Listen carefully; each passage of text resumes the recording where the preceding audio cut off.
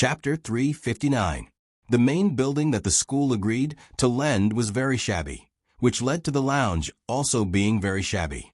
After the scenes in the morning were over, Yi Huanyan waved to everyone to take a break at noon. Sun Yanhua took Qian Qian into the lounge of the main building, leaving Yi Huanyan to communicate with the three directors on the set. Director Wang, I'm sorry to trouble you. Something came up, so I'm late today. Director Wang waved his hand indifferently. Under his silver hair was a kind face. He stared at the camera as if he was looking at his own child. If you have something to do, go ahead. As long as you're there when I look for you, it's fine. The two directors next to him were the camera directors of Group A and Group B. When they heard what he said, they laughed. Teacher Wang hasn't directed for several years after retirement. It's not fun to just teach theoretical knowledge in the drama academy. Now, his passion for directing has been aroused. He can't wait for you to stop being a hindrance in front of him. That's right. When he looks for you, he'll probably tell you that the shooting period is not enough and that the funding needs to be increased. You'll be in trouble, President Gu. While they were laughing, Zheng Ro came from a distance with 2 thermal containers. She looked around the set as if she was looking for Sun Yanhua and her daughter. A few insensible staff members had never seen Zheng Ro before. They thought that she was a visiting fan and impatiently went forward to chase her away. Yi Huanyan hurriedly withdrew from the conversation between the 3 directors and rushed to the rescue. Zheng Ro's eyes were a little gloomy, as if she had been wronged. I'm sorry they don't know you. It'll be fine if you come a few more times. Yi Huanyan helped her carry the things in her hands. After weighing them twice, she felt that her hands were sore. She was surprised and said, "What's so heavy? Can your husband finish them all? You're really raising him like a pig." The look in Zheng Ro's eyes suddenly changed and she smiled gently. "It's not just for him. You and Naneo are here too. I made more for everyone to eat. Then he's going to raise us like pigs too." In the lounge, Naneo and Jingjing were sitting side by side as they played games. Sun Yanhua seemed to be somewhat dissatisfied that his daughter had been taken by a brat at such an early age. He tried several times to pull Qian Qian onto his lap, but he failed every time. When Zheng Ro and Yi Huanyan came in, Jingjing was shaking off Sun Yanhua's hand and said impatiently, "Dad, don't you have anything to do? I want to play this game with Naneo, so don't bother me." "Qian Qian, you just said that you miss Daddy a lot. But I've seen my father now. You don't miss me when you see me? Daddy is going to be angry." "Dad, you're so boring. If you continue like this, I won't come to see you anymore." Beside Yi Huanyan, Zheng Ro burst out laughing. Sun Yanhua raised his head and looked at them in surprise. When he thought of his childish behavior, he suddenly looked embarrassed. "When did you guys come?" Yi Huanyan continued. "Probably when you told Qian Qian that my son would definitely be a playboy in the future and told her not to get too close to him." Sun Yanhua's face turned pale, and he said embarrassedly, "I was just kidding." Zheng Ro was busy unwrapping the various layers of the thermal lunchbox on the simple table. When she heard this, she interrupted, "How can you educate your daughter like this? They're both children, so they're innocent. Why would you say such nonsense to her? No wonder Qian Qian dislikes you." Sun Yanhua raised his eyebrows. "You disdain me too?" Zheng Ro's hand that was holding the thermal lunchbox suddenly paused, and a layer of red appeared on her face. She turned sideways to Yi Huanyan, and with her back facing Sun Yanhua, she said, "I'm not going to talk to you anymore. Hurry up and bring the children to eat. Don't delay your work." Yi Huanyan blinked and had a sly look on her face. "Why don't I take the 2 children away for a while? After all, the atmosphere seems a little inappropriate for children, Sister Yan Yan. Stop fooling around." Zheng Ro's face was bright red. She pulled her forcefully and sat her down on the chair. Then she stuffed a pair of chopsticks into her hands. "Try the food I made. See if it's delicious." "Okay, I'll try it." After eating other people's food, Yi Huanyan was too embarrassed to tease them anymore. Sun Yanhua was as beautiful as a flower now, and he was living a very comfortable life. Thinking about her own situation, she felt that she was just trying to find joy in others' misery. Just as she was enjoying the food, the phone in her pocket rang. She could only smile apologetically, put down the chopsticks, and went out to answer the phone. The phone call was from Su Hong. She was reporting on the follow-up in the morning. Yen Yen, your idea is really good. When Xiao Wu rushed to the bar branch, Xiao Chu had already had one arm broken. This is the first time I've seen Xiao Wu cry so miserably. Fortunately, your subordinates are good at fighting. Otherwise, according to Xiao Wu's temper and skills, I'm afraid that she wouldn't have waited for your people to come out and explain. She would have broken all their arms and legs. What happened in the end? Xiao Wu forgave Boss Chu? Of course she forgave him. Xiao Chu was willing to have one arm broken. And according to what you said, he confessed everything in the end. Xiao Wu was angry for a while and slapped him. This time, Xiao Chu refused to let Xiao Wu go. He proposed on the spot. It's a diamond ring as big as a pigeon's egg. It's a pity that you weren't there. It's the same. As long as Xiao Wu recovers, it's fine. It looks like the wedding is just around the corner. When Yi Huanyan went out to answer the phone, the atmosphere in the lounge suddenly became a little ambiguous. The two children were playing games on the sofa in the corner, and they didn't even raise their heads. At the dining table, Sun Yanhua was eating the prawns that Zheng Ro had peeled for her. "Why did you think of looking for me today?" he asked. Zheng Ro lowered her head and focused on peeling the prawns. "I met Sister Yen Yen at the entrance of the bilingual kindergarten. It was on the way, so I came to see you. Jing Jing misses you." "On the way? Why did you specially go home to cook a meal and bring it here?" Zheng Ro was slightly stunned. She raised her head and met Sun Yanhua's gentle eyes. She was stunned, but then she saw his delicate face suddenly magnified. Her lips felt warm. She widened her eyes and subconsciously wanted to push him away, but she remembered that both her hands were greasy. She really didn't know where to put her hands, so she could only step back. A force came from behind her waist, blocking her retreat. Then her teeth were pried open, and his warmth and smell slipped into her mouth. There was a faint smell of prawns and vegetables. It was very fragrant, and it wrapped around every nerve in her body. Zheng Ro was timid and shy. Sun Yanhua had always known this. He also knew that in the past 5 years, Zheng Ro's love for him was always a little blind. Although it was passionate, it always made him feel distant.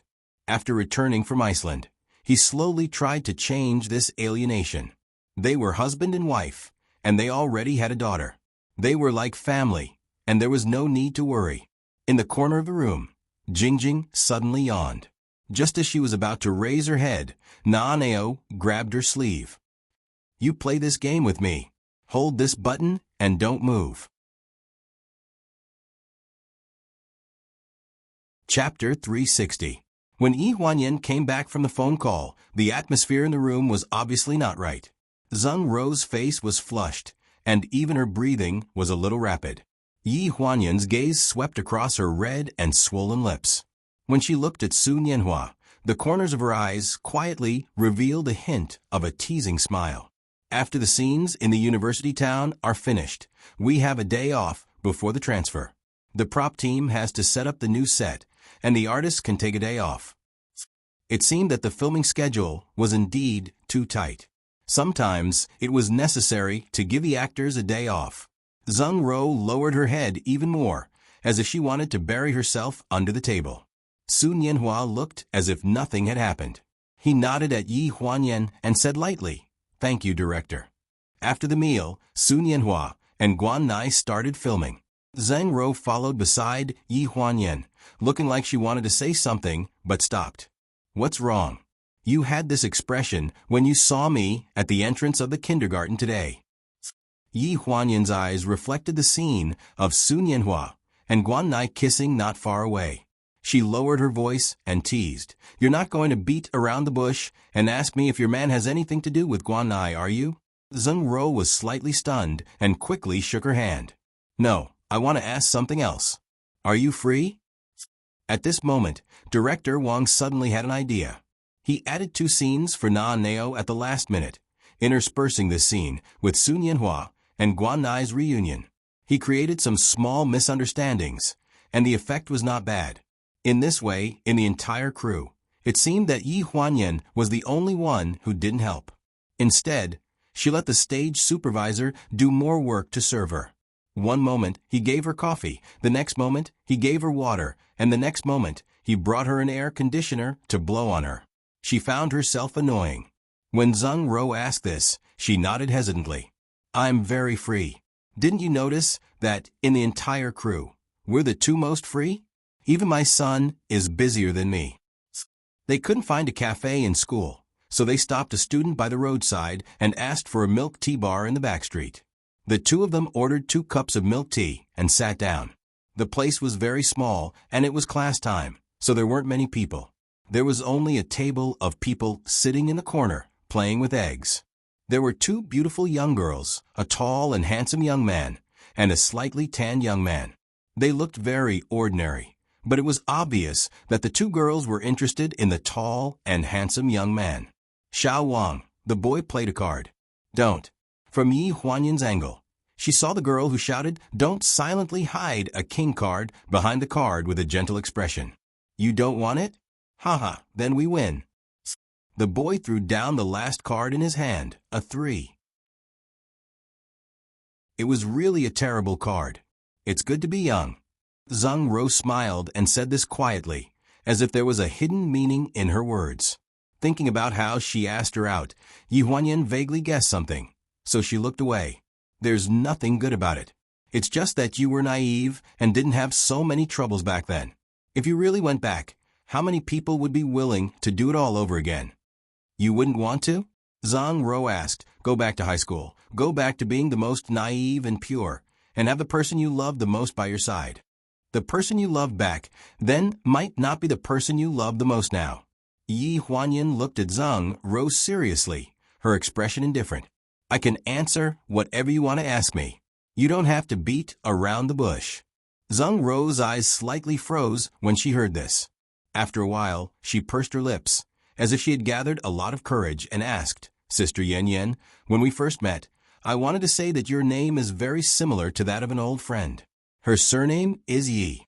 Yi Huanyan's straightforwardness made Zheng Ro feel as if she couldn't breathe. She was a little disappointed, but not as disappointed as she had expected. She was a little surprised, but not as surprised as she had initially suspected. She was a little happy, but it was only for a moment. It was as if there were thousands of feelings in her heart at the same time, and she couldn't say them out loud. She didn't expect her to be so calm. You're her? I am. Then you. I actually wanted to tell you when we were at the glacier, but there was a special situation at that time, so I couldn't say it, so it was delayed. If you still have a grudge against Sun Yanhua because of me, I'm very sorry. My past with him is really nothing. At most, it's just a coincidence during the rebellious phase. Rebellious phase? Zheng Ro was stunned. He likes music and underground rock, but he's always been in the top 3 of the school's rankings. His family is very strict, and the people around him are all high and mighty, looking down on underground rock. My background is special, and I'm not liked in school. I don't have many friends, but I had the opportunity to be with him. In fact, during that short year, we were more like friends than dating. But he dropped out of school overseas for you, and he came back to see you for a whole 10 years. Did he tell you that? Yi Huanyan asked. Zheng Ro hesitated for a few seconds, then shook her head. Yi Huanyan smiled. She took a sip of the sweet milk tea and frowned. You believe the media's groundless accusations? Don't forget that when you were still Xiaoro, you also fabricated a lot of childhood sweethearts to promote his concert. Zheng Ro only felt a little confused. The Gu Huanyan in front of her, who was loyal to her friends, and Yi Huanyan, who had helped her at the concert, formed a strange circuit in her heart, making her lose her rationality. You didn't come back for him? No. Sun Yanhua didn't see Zheng Ro during the filming, so he asked the stage supervisor. Only then did he know that Zheng Ro had just left with Jingjing, saying that she was afraid of affecting his acting. When the assistant director heard this, he came over and praised, You are very lucky to have such a good wife. Sun Yanhua smiled gently. Yes, it is my good fortune to have met her. Yi Huanyan watched Zheng Ro get into the taxi. When the taxi was far away, she sighed and looked down at the two children in her hands. Zheng Ro was still young after all, and she still needed time to think things through. Auntie, where is Mommy? Yi Huanyan bent down and tidied Jingjing's hair. She said gently, Mommy is home. Jingjing and Naneo come to Auntie's house to play these 2 days, okay? Uncle Gu, whom you met last time, sends you to school every day. Auntie will pick you up at night and bring you to see Daddy, okay? Jingjing was a little hesitant. She muttered softly, I want to go home. Naneo tugged at her hand. Jingjing, there are 2 more levels to the game. You haven't finished the game with me yet. You promised. My uncle says that if you promise someone something, you must keep it. Jingjing nodded, seriously. Yes, my father says so too. Chapter 361. Jingjing looked up at Yi Huanyan. Auntie, after I finish playing games with Naneo, Mommy will come and pick me up, right? Yes, Jingjing is such a good girl. Yi Huanyan patted her little head and breathed a sigh of relief. Why did she feel that her son was better than her when it came to coaxing children? After fastening the seat belts for the 2 children, Yi Huanyan drove to the hospital to pick up Ji Xiaoya. A certain someone was bored to death at the hospital. In just half a day, she had sent hundreds of text messages to her, urging her to go to the hospital to find her. Her phone was bombarded with voice messages. Okay, I'm on the way to the hospital. Stop texting. My phone is going to explode. After Yi Huanyan sent a voice message, she threw the phone to her son in the back seat and instructed, if your godmother sends another voice message, broadcast our current situation and our location to her. Okay. As soon as he finished speaking, the sound of a text message notification came from the back seat. The sound was particularly clear. Your godmother really doesn't know when to stop. It's not godmother. Naneo's voice came from the back seat. It's uncle. With that said, she played Gusinian's voice message on the loudspeaker. I'm at the hospital. You don't have to come. Yi Huanyan slammed on the brakes. She turned around and took the phone. After confirming the content of the voice message, she sent 3 question marks to Gusinian, but received no response. What's going on? She was confused. Wasn't Gusinian still in Thailand last night? Mommy, are we still going to the hospital? Her son's soft voice came from the back seat. Let's go. There's a show to watch, so why not? You've never seen your uncle in distress, right? Mommy will show you this time. Yi Huanyan's eyes were brimming with light. She stepped on the accelerator, and the whole car rushed into the traffic, speeding in a direction. In the back seat, Jingjing looked at Naneo in confusion and whispered, Naneo, why does your mother look so happy? Has the auntie in the hospital recovered? Naneo glanced at her. Adult matters are too complicated. You don't need to understand. Just play the game. In the first hospital of Lanjiang City, the nurse had just finished a blood test for Ji Xiaoya. Hold the cotton swab and don't move. You can pack up and leave in 5 minutes. The blood test results will be out tomorrow or the day after. Come back to get the results then. After the reminder, the ward returned to silence. Ji Xiaoya looked at the dozens of voicemails on her phone and sighed silently. Damned Yan Yan, what kind of best friend was she? She still hadn't come. After packing up, she walked out of the ward and walked toward the elevator in her 10 centimeters high heels. She was still wearing the revealing outfit from the nightclub last night. Standing in the hospital now, she was particularly eye-catching. She lowered her head and waited for the elevator with an awkward expression. Ding! The elevator door opened. She walked in frantically and didn't pay attention, so she bumped into a broad chest.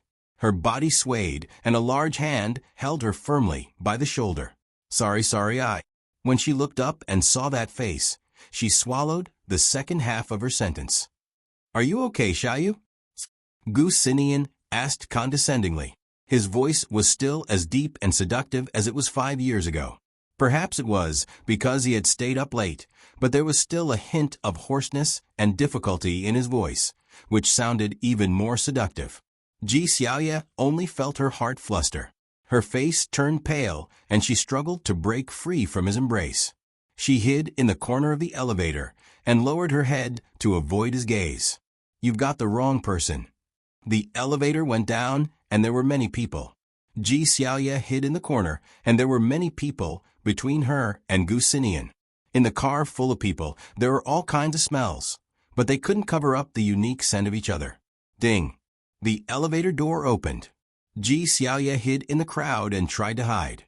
She acted like an invisible person and hurried towards the hospital entrance. Gu Xinian didn't call out to her and just followed her. Taking advantage of his long legs, he followed her unhurriedly, which made her seem even more flustered.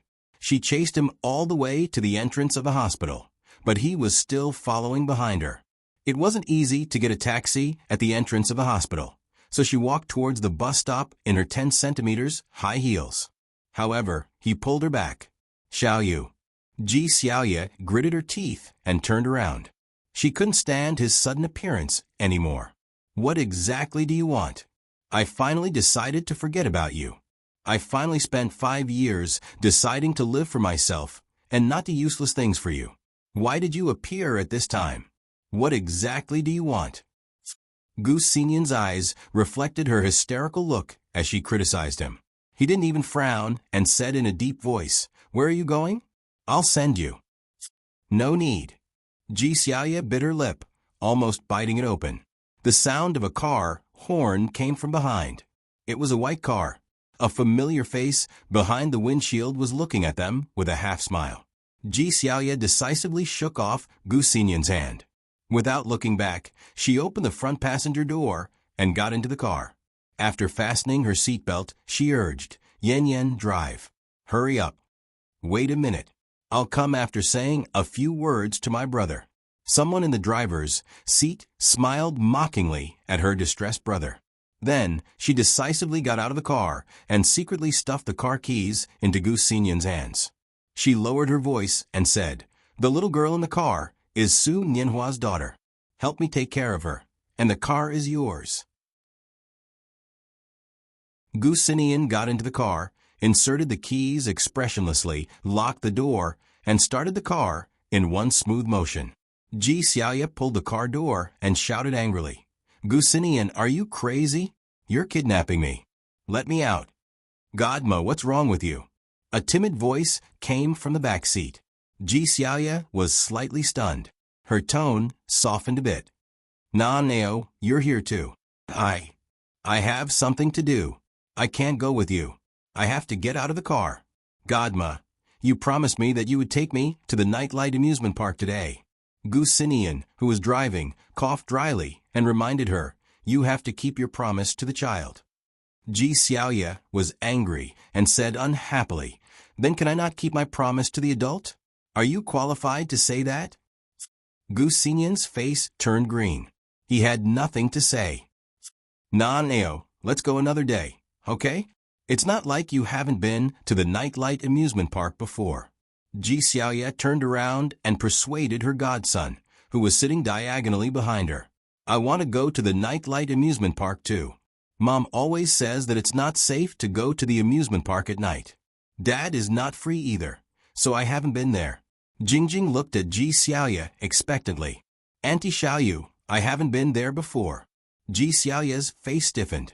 Naneo was silent for 2 seconds and said seriously, "Godma, I haven't been there with Jingjing." Gu Xinian said, "I haven't been there with you either." Ji Xiaoye gritted her teeth. "What does it have to do with you? Are you done yet?"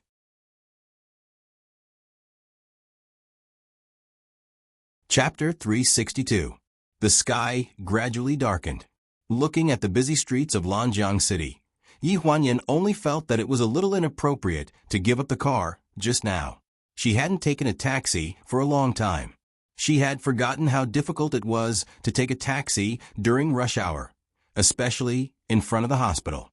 Even if she could take a taxi, judging from a current situation, She was afraid that it wouldn't be as fast as her two legs.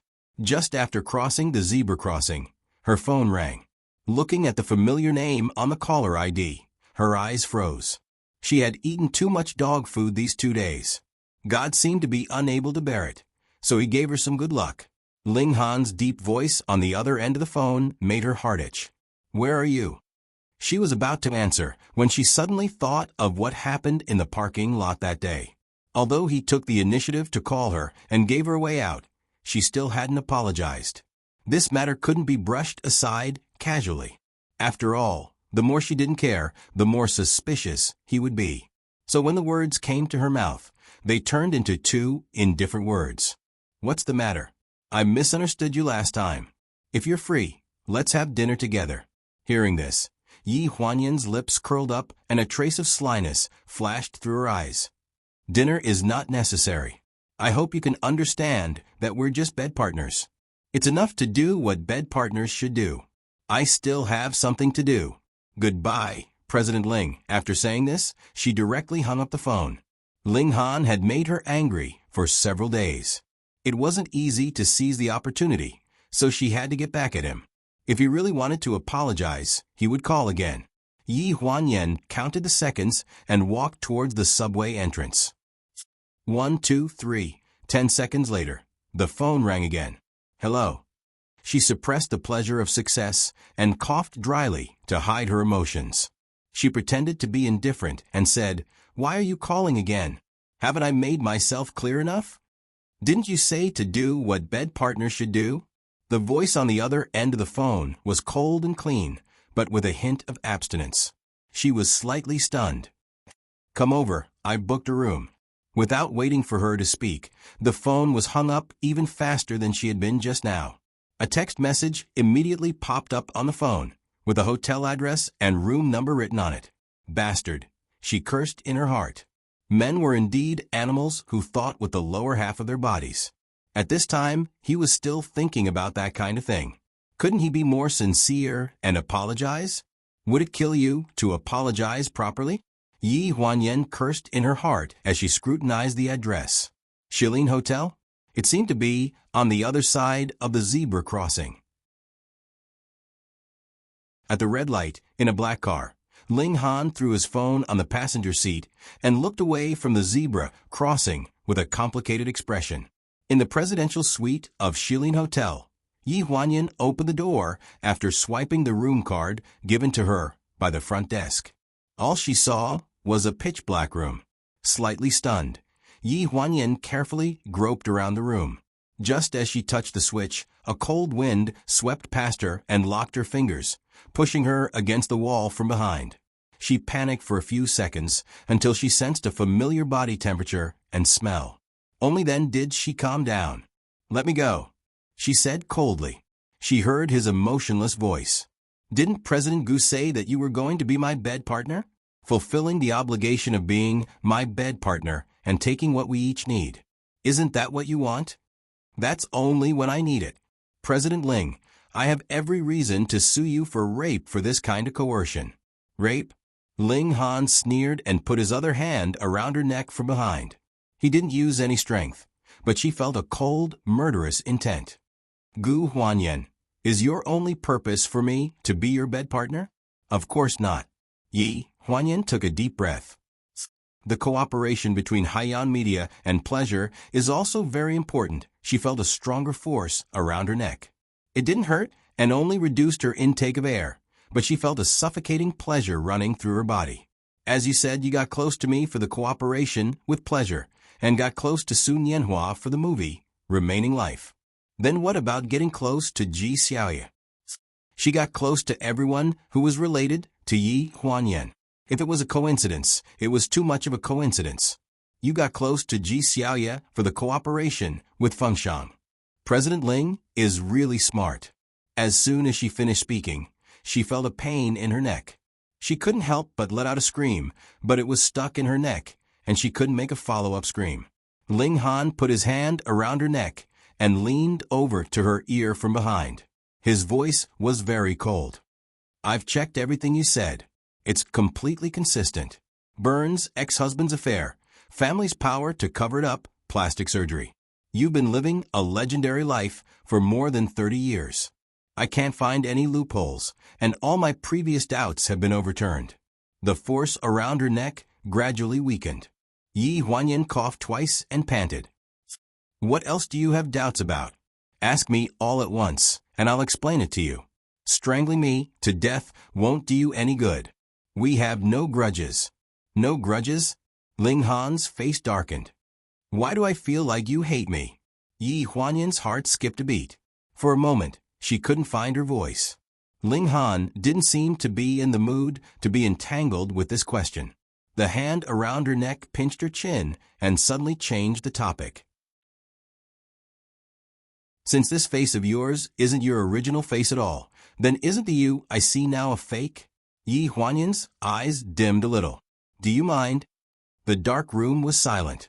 After a while, his voice came from the darkness. It was a little charming. Sometimes, fake things are more deadly than real things. As soon as he finished speaking, he pinched her chin and turned her face to him. Warmth came from his lips. His hand slid from her shoulder to her waist, under the hem of her shirt, and stroked her skin. The khaki trench coat fell to her feet, and the hem of her skirt was lifted high. There was no visual impact in the dark, but it deepened the touch of passion. He touched her body crazily, and when he kissed her deeply, it was as if he had fallen into a repeated dream from many years ago. She felt a hard touch on her waist, and the hem of her skirt swayed. After the cold wind passed through her crotch, it ushered in a protracted battle. His hands clasped her 10 fingers, firmly fastening her to the wall. Looking at her smooth back under the moonlight, it was as if he could see the appearance of another person. In the silent room, only the violent breathing and moaning behind the door could be heard. She was tired of standing and tried to turn around to change her position, but he forced her to the wall. He raised one of her legs high and crazily attacked her, not giving her the slightest chance to mediate. In the midst of passion, Yi Huanyan vaguely heard him panting in her ear, shouting, "Yan Yan," after that. She leaned on his chest and asked with a complicated expression, "Do you think I'm her?" "Who?" "Your ex-wife." His eyes suddenly darkened, and he gave her a warning look. "She's not my ex-wife. I didn't divorce her."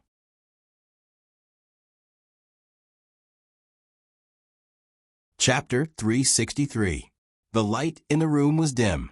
When she heard the words, "I didn't divorce her," Yi Huanyan's eyes trembled. At that moment, she felt her heart clench. All these years, it might be unfair to say that they had tortured each other.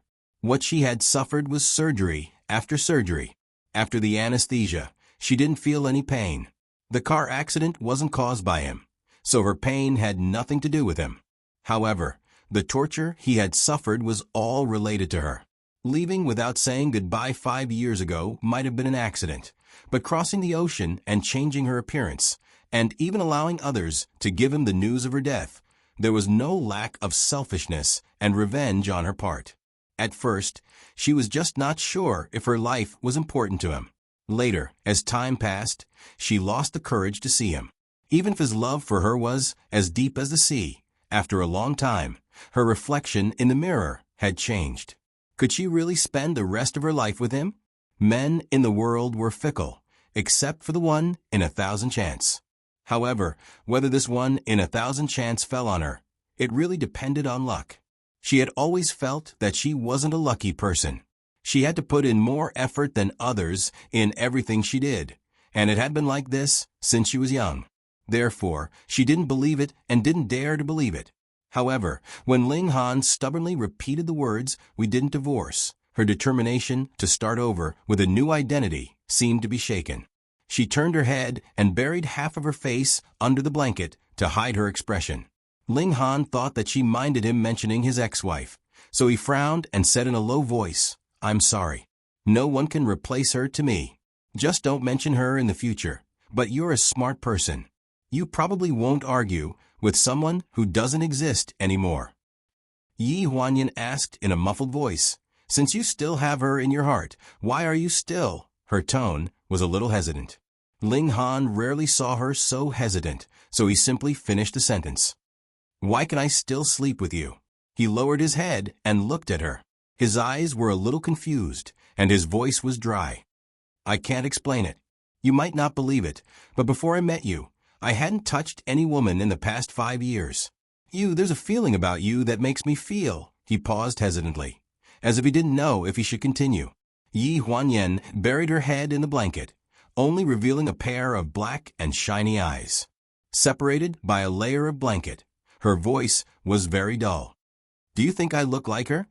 Ling Han looked at the pair of eyes and probed for a while, before revealing a self-deprecating smile.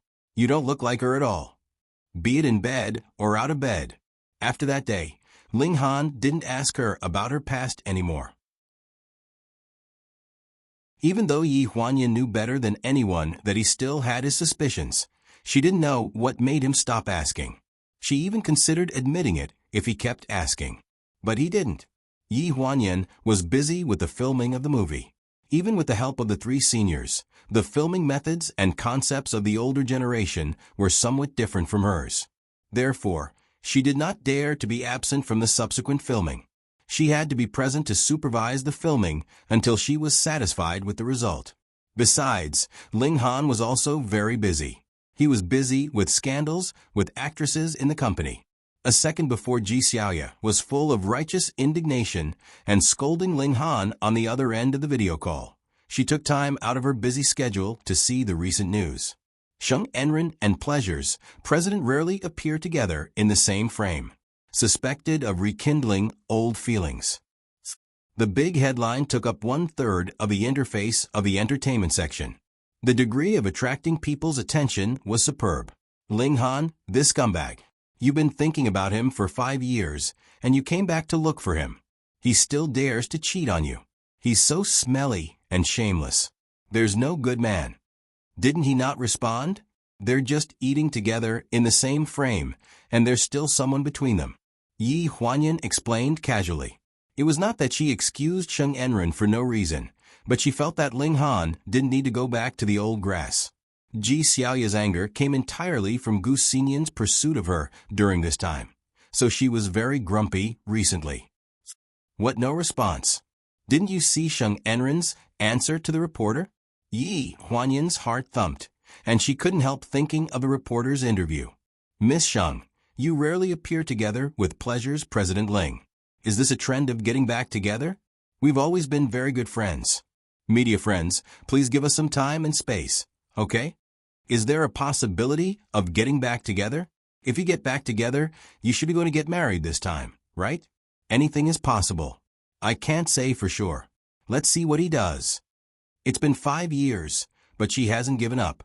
In the past 5 years, Sheng Enren's career has been developing very well, but in the eyes of the public, her relationship with Ling Han was unsettled, which made people feel deeply regretful. The news made a fuss for 4 or 5 days, and it was on the hot search.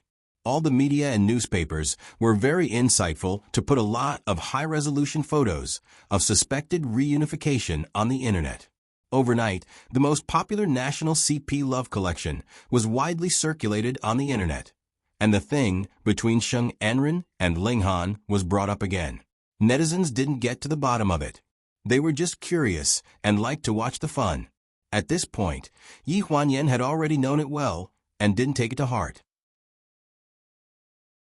After all, Sheng Enren was acting alone from the beginning to the end, and the other party had been in a state of disappearance.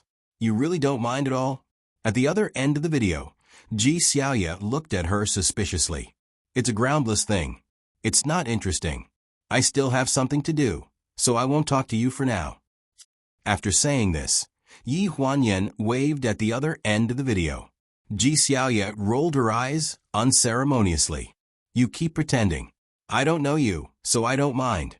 I can smell a sour smell through the screen." As Ji Xiaoya said, after that day, Yi Huanyan directly ignored Ling Han's various invitations. Although these messages didn't come often, and because of the relationship of cooperation, he still had to answer the phone, but only to talk about work. One night a week later, Yi Huanyan was directing a night scene on the set. Before she was ready to start shooting, she received a call from Ling Han. His tone was very natural, as if he didn't feel the anger in Yi Huanyan's heart. Are you free? I'll wait for you at the hotel. I have a night scene at night. I'm afraid I don't have time. This is the third time you've rejected me this week. Ling Han's tone was very calm. I think it's necessary to ask how I offended you. I'm very busy. I don't mean anything else. Really? Ling Han's tone was a bit mocking. What do you think? That I would use a night scene to lie to you? Why don't you check it out? Yi Huanyan's tone was a bit impatient. I'm really going to start shooting. If you don't have anything serious to say, I'm hanging up. Are all the restaurants in the university town the same?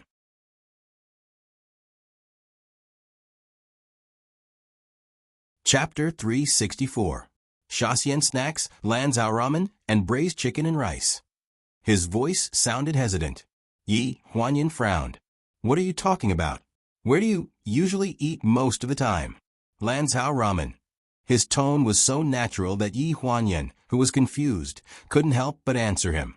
After she finished speaking, she pursed her lips, and a trace of anger flashed in her eyes.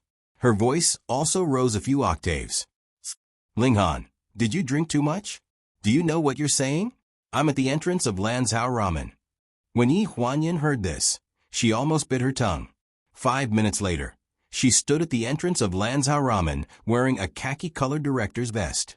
She stared in astonishment at Ling Han, who was sitting by the window and eating his noodles slowly. The corners of her mouth couldn't help but twitch. Although the snack bars in the university town were much cleaner than before, for a clean freak like Ling Han, they were still dirty. This wasn't a psychological problem. Yi Huanyan had seen it with her own eyes. Before she took the art exam, she went to a roadside restaurant with him to eat. Later, she heard from Jiang Milan that Ling Han vomited and had diarrhea that day. The next day, he didn't even go to the company and went straight to the hospital for a drip. When did he start to change these physiological habits? She sat down hesitantly. You're eating this? I haven't had dinner. This is quite delicious. Do you want to try? Ling Han looked calm and at ease, as if he didn't think there was anything wrong with eating this. She took a deep breath. No, I've eaten. You eat it yourself. This place may not be very clean. Can you eat this? Why not? A thought-provoking light flashed in Ling Han's eyes. It was obscure and was hidden under the lamplight of the ramen restaurant. The mist of the ramen was so dense that Yi Huanyan couldn't see his expression for a moment. She was only worried about whether he could really eat this ramen. Eat with me. Ling Han slowly raised his head and waved at the waiter in the distance. As he spoke, he looked at Yi Huanyan's expression and asked, a bowl of dry-cut beef noodles, chopped green onions, and coriander. You? Oh, I don't want chopped green onions. Coriander is fine. Yi Huanyan came back to her senses, but she was still a little uneasy. She subconsciously added, and add a poached egg. Ling Han's eyes deepened. Dry-cut beef noodles with a poached egg. Don't add onions, add coriander, add a poached egg. He vaguely felt that he was one step closer to the truth. When Yi Huanyan turned around to look at him, he had already put away all the inquisitive looks on his face. Everything was normal. She remembered the purpose of her visit and asked, You didn't ask me to come just to have a meal with you, did you? You didn't reply to my text messages, he said casually. 3 days in a row. Those hotel room numbers? Yi Huanyan's face darkened a little. Ling Han raised his head again and said matter-of-factly, What's wrong? I've been very busy recently. If you want to solve your physical needs, you can find someone else. Someone else. Like an ex-girlfriend or something. Yi Huanyan stood up and tried to hide her dissatisfaction. The second before she stood up, she knew that she would lose her poise, but she still couldn't restrain the anger in her heart. It was as if being in such a small street restaurant made it easy for her to forget that she now had a new identity. She had returned to being Yi Huanyan, which was very dangerous. She realized that she needed to leave here quickly. If you mean Sheng Enren, I just ate at the same table with her at a wedding. We didn't have any other interactions. Are you satisfied with this explanation? He stared at her, and his eyes showed a rare sincerity through the dense fog. Yi Huanyan's eyes froze, and she realized that she really couldn't stay in this environment anymore. She turned sideways and said, "I really have something to do. Will we still see each other tonight?" She stopped in her tracks and turned around to look at him. "I've deleted the message. Send it again." "What message?" Do you have time to have a drink after shooting the night scene?" There was a teasing smile in his eyes as he stared at her without blinking. She looked at him and blushed angrily. "No time. Go by yourself." After saying this, she angrily left the noodle restaurant. He must have done it on purpose. After Yi Huanyan left, Ling Han's eyebrows twitched slightly, and his calm expression disappeared. He held the corner of the table with one hand and covered his stomach with the other, looking pained.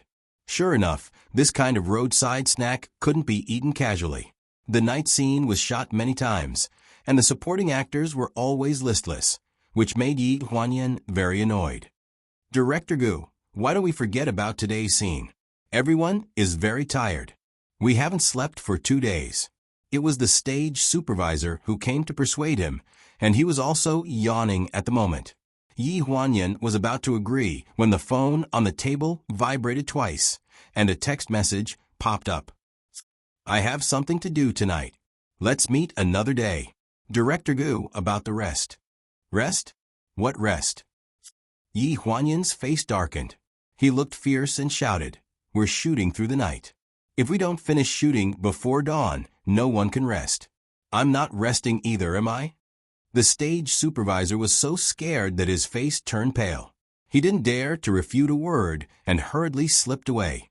Yi Huanyan had always been the easiest to talk to among the directors. This was the first time that he had lost his temper on set. Who would dare to provoke him? After Yi Huanyan shouted at the stage supervisor, the night scene was filmed very smoothly. The actors didn't dare to mess around, and they finished shooting from a few angles twice. It was almost dawn when they finished shooting. Sun Yanhua changed and was about to go home when he saw Yi Huanyan sitting alone behind the camera in a daze. He walked up to her and asked, "Why aren't you leaving?" Yi Huanyan snapped back to reality. "I'm about to leave. Do you want to come with me? Haiyan Media is not far from my house. I can give you a ride." Yi Huanyan looked down at her wrist. It was too late, so she felt a little apologetic for asking Gucci to pick her up. She wasn't a pretentious person, so she simply nodded. Sun Yanhua's manager, Remy, had other artists to manage. He was in charge of picking and sending him around every day. He arranged a male assistant. He looked to be in his mid-20s, but he was very mature. After getting into the car, Yi Huanyan saw the back of the male assistant's head in the back seat. She was slightly stunned. "I remember that your previous assistant was a girl. When did you change?" "I just changed. There are usually a lot of people on set, so you probably don't remember." "Why?" Yi Huanyan vaguely remembered that the girl was quite lively and did things well. There was no reason to fire an assistant if they didn't make a mistake.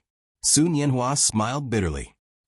"At first, I thought that if I changed my assistant, Xiao Rou would be willing to come back." Hearing this, Yi Huanyan's heart tightened, and she sighed silently. So this was the reason.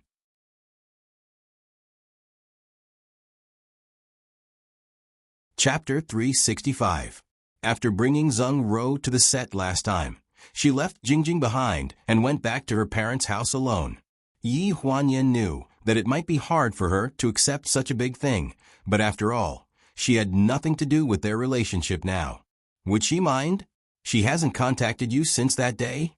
"Yes, she calls every day, but it's all about trivial things. I still don't know why she's angry with me. Maybe it's not anger." "Huh?" Sun Yanhua looked back at Yi Huanyan with a puzzled expression. Maybe she just wants to be alone. Sometimes people want to be alone and think about their own things that have nothing to do with others. Is that so? Sun Yanhua looked back at the night sky in front of the windshield. It was almost dawn. Yi Huanyan got out of a car in front of the Haiyan Media building. After waving goodbye to Sun Yanhua, she swiped her card and entered the building alone. She pressed the elevator button. Na Neo had been staying at Ji Xiaoya's place recently, so the apartment was very quiet. She hugged a pillow and leaned against the window until dawn. She didn't dream and just closed her eyes. Wanting to use a new identity to return to the starting point with an old person and start anew was more and more like a fantasy story. She also had times when she was confused. When the first ray of sunlight shone on her face, she opened her eyes and got up to wash up. After dressing up and going downstairs, she greeted the security guard respectfully. She carried her bag and walked out of the company entrance. As she walked, she took out her car keys and gradually slowed down. In the parking lot in front of Haiyan Media, a silver-white Maybach was parked in the middle of the road. A tall figure stood outside the car door, looking at her with a smile. "I'm on the way, so I can give you a ride." From where he lived to Pleasure Media, then to Haiyan Media, and then to the university town, the branches were in the main city of Lanjiang City, the eastern suburbs and the western suburbs. It was really far-fetched to say that it was on the way. She gladly accepted and didn't intend to expose this clumsy lie. "Is this considered an apology?" After getting into the car, she asked straightforwardly. Ling Han's slender hands held the steering wheel, driving the car steadily, slowly moving forward in the traffic. "Are you asking me this because I stood you up last night? Are you angry? So what if you're angry? So what if you're not? If you're angry, this is considered an apology. If you're not angry, this is considered a courteous gesture." Yi Huanyan turned her head to look at the side of his face. Her eyes revealed a bit of astonishment. Courting? Apologize? No matter what, it was not something that Ling Han would be willing to do. She felt that since last night, Ling Han had been treating her strangely, but she couldn't put her finger on it. In the university town of Lanjiang City, the news that Ling Han picked her up and sent her in and out appeared on the hot search list of Weibo that afternoon. Sheng Anren's ex-boyfriend warmly picked up the beautiful president, and his strength broke the rumor of the reunion. Although Ling Han was not a public figure, it was hard not to be famous with the ex-girlfriend of Sheng Anren, a well-known movie queen. Gu Qi asked Yi Huanyan on the phone, "Do you need us to inform the chief editor of Weibo Entertainment about the hot search?" "Don't worry about it. Why waste our manpower and financial resources? Whoever can't sit still first will find a way." Half a day later, no one took down the new headlines, but the one about the reunion of Sheng Anren and Ling Han disappeared. Looking at the removal of the hot search, but without the means of diverting the attention of the water army, it was clear that this was the usual style of pleasure. Yi Huanyan frowned and stared at the hot search.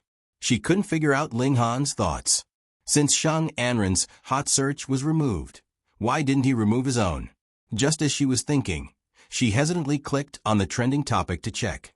However, she watched as the second trending topic disappeared before her eyes without a trace. She was stunned. At first, she thought that Ling Han only remembered to remove the hot search after a while, but when she saw the news below the hot search list, she suddenly felt a little puzzled. In the top 10, there were also such specious news as Sheng Anren's ex-girlfriend went to a nightclub to have fun, hugging a beautiful woman, and so on, which hadn't been removed. This kind of sloppy removal of the hot search didn't seem to be pleasures. During lunch break, Sun Yanhua and Guan Nai were facing their lines in the lounge. Yi Huanyan sat alone in front of the camera and ate a box lunch. At this moment, the hot search was suddenly removed. She felt that the box lunch was like chewing wax, so she simply called Gu Qi and asked, "Gu Qi, ask the editor-in-chief of Wei Entertainment who removed the hotel's hot search." Gu Qi acted quickly and called back 5 minutes later. Wei Entertainment said that Sheng Anren's agent called and asked them to remove it. It cost them 3 million. 3 million, Yi Huanyan's eyes deepened. My news is worth 3 million. 5 years had passed, and Sheng Anren still only knew how to do this kind of useless thing. Spending money to remove other people's hot search was really a waste of money. Although Yi Huanyan wasn't the kind of person who liked to stand on the cusp of the storm and be discussed by people, she felt a little uncomfortable that Sheng Anren had removed the hot search. She had a lot of personal grudges with Sheng Anren. She could have used her power as a screenwriter to make Sheng Anren worse in the script of Remaining Life and make people hate him. But Sheng Anren's scene started in Hujiang, so now it was too far away to quench her thirst. And what quenched her thirst was something else. On the night that the hot search was removed, Ling Han personally visited the crew. He brought the whole team of chefs and very generously treated the crew to hot pot. Team B's director joked, "President Ling, we are really flattered that such a busy person like you is here." Ling Han's eyes fell on Yi Huanyan meaningfully. "I just want to thank everyone for taking care of my girlfriend." Everyone had seen the news and smiled at each other knowingly. The scene was very ambiguous. Even if Yi Huanyan was thick-skinned, he couldn't stand it. He glared fiercely at Ling Han and left the scene with a stomach full of doubts. And Ling Han's extravagance this time could be considered to have shattered some people's hearts once again. The cast and crew posted on Weibo to thank Ling Han and spent 3 million renminbi to remove the hot search. But the next day, it inevitably came back. This time, it was even more aggressive. After all, there were more than 10 famous actors and actresses in the cast and crew that day. Especially Guan Nai's popularity under the comment section. There were a lot of people asking why Ling Han visited the set. But Ling Han didn't seem to mind. After that day, he asked Xiaodong to send some gifts to the set and treat the crew to food and drinks. He didn't hide his relationship with Guan Nai. At this point, the rumor that Ling Han and Sheng Anren's relationship was confirmed on the internet. A month later, in Hujiang, Remaining Life finished filming in Lanjiang City's university town and moved to Xinpu District, the busiest district in Hujiang. Coincidentally, Shanghai's famous Qipao brand, Xishitang, and several major fashion media companies, led by Fengshang, held a Qipao show in Hujiang. Yi Huanyan also received an invitation to watch the show.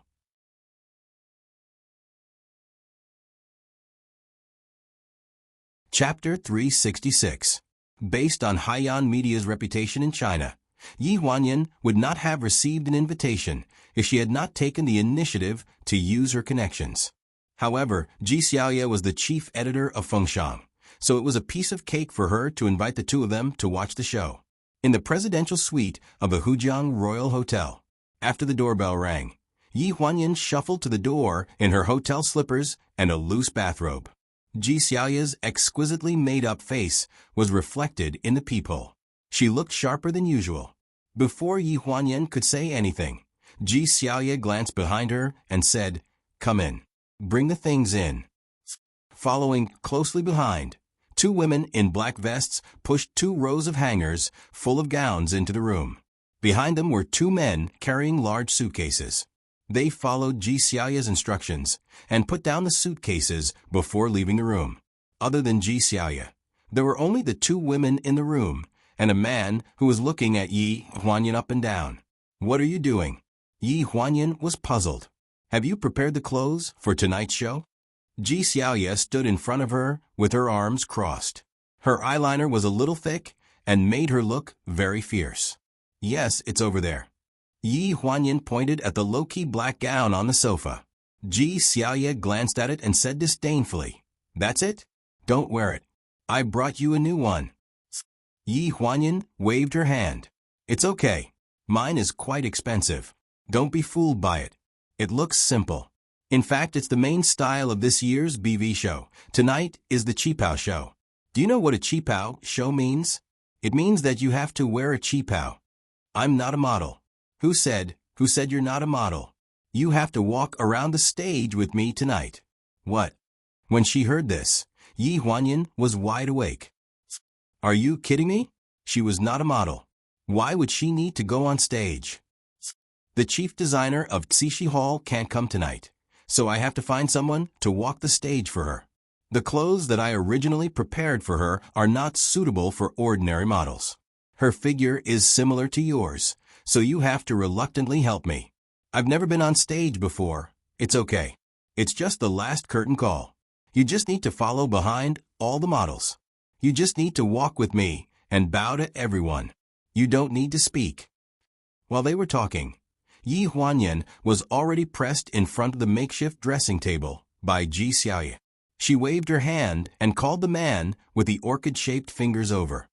Give her some old-fashioned makeup to match the three cheongsams behind her. Yi Huanyan had a bitter expression on her face. She couldn't get away even if she wanted to, so she had no choice but to obediently follow the instructions. She was riding a tiger and couldn't get off. You came to me. Where's Nano? Yi Huanyan asked. He's with Sinian. When she mentioned Gu Sinian, Ji Xiaoya's expression was very natural. Yi Huanyan looked at her meaningfully. I thought you wouldn't forgive my brother until a year and a half later. I didn't expect you to be so easy to talk to. Ji Xiaoya blushed and avoided Yi Huanyan's gaze. Who said I forgive him? I'm giving him a chance to make amends. After saying that, she glared at Yi Huanyan. Aren't you the same? You're not as straightforward as me. You're hiding it. Yi Huanyan was speechless. She shrugged to show that she was willing to admit defeat and shut her mouth. Ji Xiaoya leaned on the sofa and flipped through a magazine. She casually told her about the Qipao show in the evening. Suddenly, she thought of something, closed the book, and sat up. Oh right, Sheng Anren is a guest performer at the show tonight. I'm telling you in advance, so don't be too surprised. Yi Huanyan's expression froze slightly. Oh, she's coming too. If you don't want to see her, I'll ask the organizers to think of a way. You don't have to go through so much trouble. Yi Huanyan's gaze was distant. I've seen her a few times since I returned to the country. Don't forget, she's the supporting actress of Remaining Life. Speaking of this, Ji Xiaoya was a little curious. She rested her elbows on the sofa and turned to look at Yi Huanyan in the makeup mirror. She asked, what were you thinking at that time? You actually let her participate. Yi Huanyan closed her eyes and allowed the stylist to apply eyeshadow to her. She said casually, shouldn't you be more curious about how I persuaded her to be a supporting actress for Guanai? Yeah, I'm curious about that too. Sheng Enren was such a proud and arrogant person. When Guanai was still in Huanyu, she had never stopped fighting with Guanai openly and secretly. Later, Guanai left and only filmed one movie a year, but there were still comments about them on the internet. Most of the netizens were straightforward. Sheng Anren's looks belong to the tacky kind of beauty, but Guanai is different. Guanai's beauty is very high-end. Most of the netizens agreed with this kind of comment. Sheng Anren's fans were naturally unconvinced and came out to clamor for a period of time. When the reporters asked about Sheng Anren, she looked like she was implying that Guanai was behind this. When the reporters interviewed Guanai after the film festival ended 2 years ago, Guanai had an indifferent attitude and coldly said, I've never heard of this. That year, when Guanai won the Best Actress Award, her award declaration was only one sentence, 2 words, thank you. Everything was said in silence. This fairy-like and outstanding attitude made Guanai's fans on the internet ecstatic. They all laughed at Sheng Anren's ugly table manners and disgusting face, suppressing Sheng Anren's momentum. Do you still remember Xiaomu? Yi Huanyan opened her eyes and asked calmly. Ji Xiaoya was slightly taken aback. Her eyes dimmed a bit, and she frowned. How can I not remember? He still owes me a life, so I have to let him pay it back. What happened back then was based on Xiaomu's one-sided words, so they could not be trusted. Gu Sinian later investigated in private and found that he did not do anything wrong, but there was another layer of relationship behind it. Xiaomu and Yi Huanyan had no grudge against each other. The person who ordered him to do this behind the scenes was Sheng Anren. 5 years ago, when Xiaomu was fired from the company by Ling Han, he took all the blame alone. From beginning to end, he did not rat out Sheng Anren. Sheng Anren owed him a huge favor, and Xiaomu owed Yi Huanyan a life. So you had him talk to Sheng Anren about this matter? That's right. Aren't you afraid that he will tell Sheng Anren your identity? How do you think Sheng Anren will react if he knows my identity? I think it's best that he doesn't know. Her life was saved by him. If she knew his identity, what kind of tricks would she dare to play? The stylist was completely focused on styling Yi Huanyan and did not pay attention to their conversation at all. It was as if he only had work in his mind, which Yi Huanyan appreciated. Where did you find this stylist? He's really dedicated. Ji Xiaoya smiled smugly. That's right. As a member of Fengshang, it's a basic rule to not listen and not speak carelessly.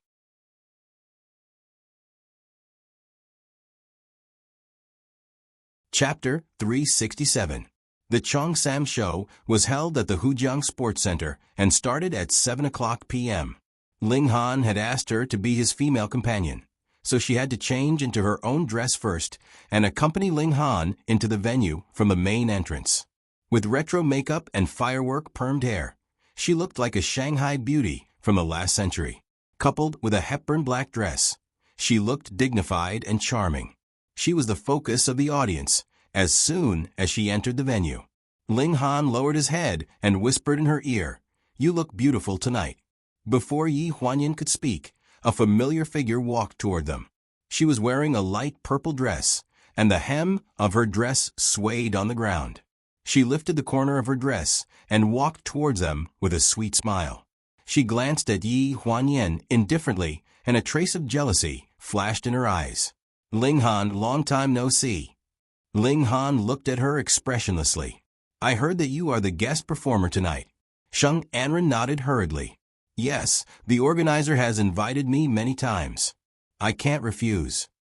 "Well, I wish you a good performance tonight." After saying this, Yi Huanyan felt a force on her waist. She looked up and met Ling Han's eyes. "Let's go over there and have a look." Yi Huanyan was stunned and couldn't help but follow him.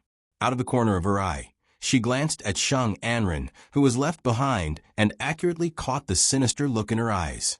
Backstage, the stylists and makeup artists were so busy that their feet didn't even touch the ground. They were helping each model with their makeup and styling. Sheng Anren occupied a corner of the dressing room.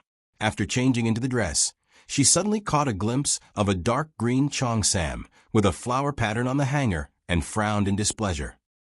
"When I asked you before, didn't you say that there were no extra cheongsams? What's the matter with this?" The makeup artist glanced at the cheongsam and quickly explained, "That's for President Gu of Haiyan Media.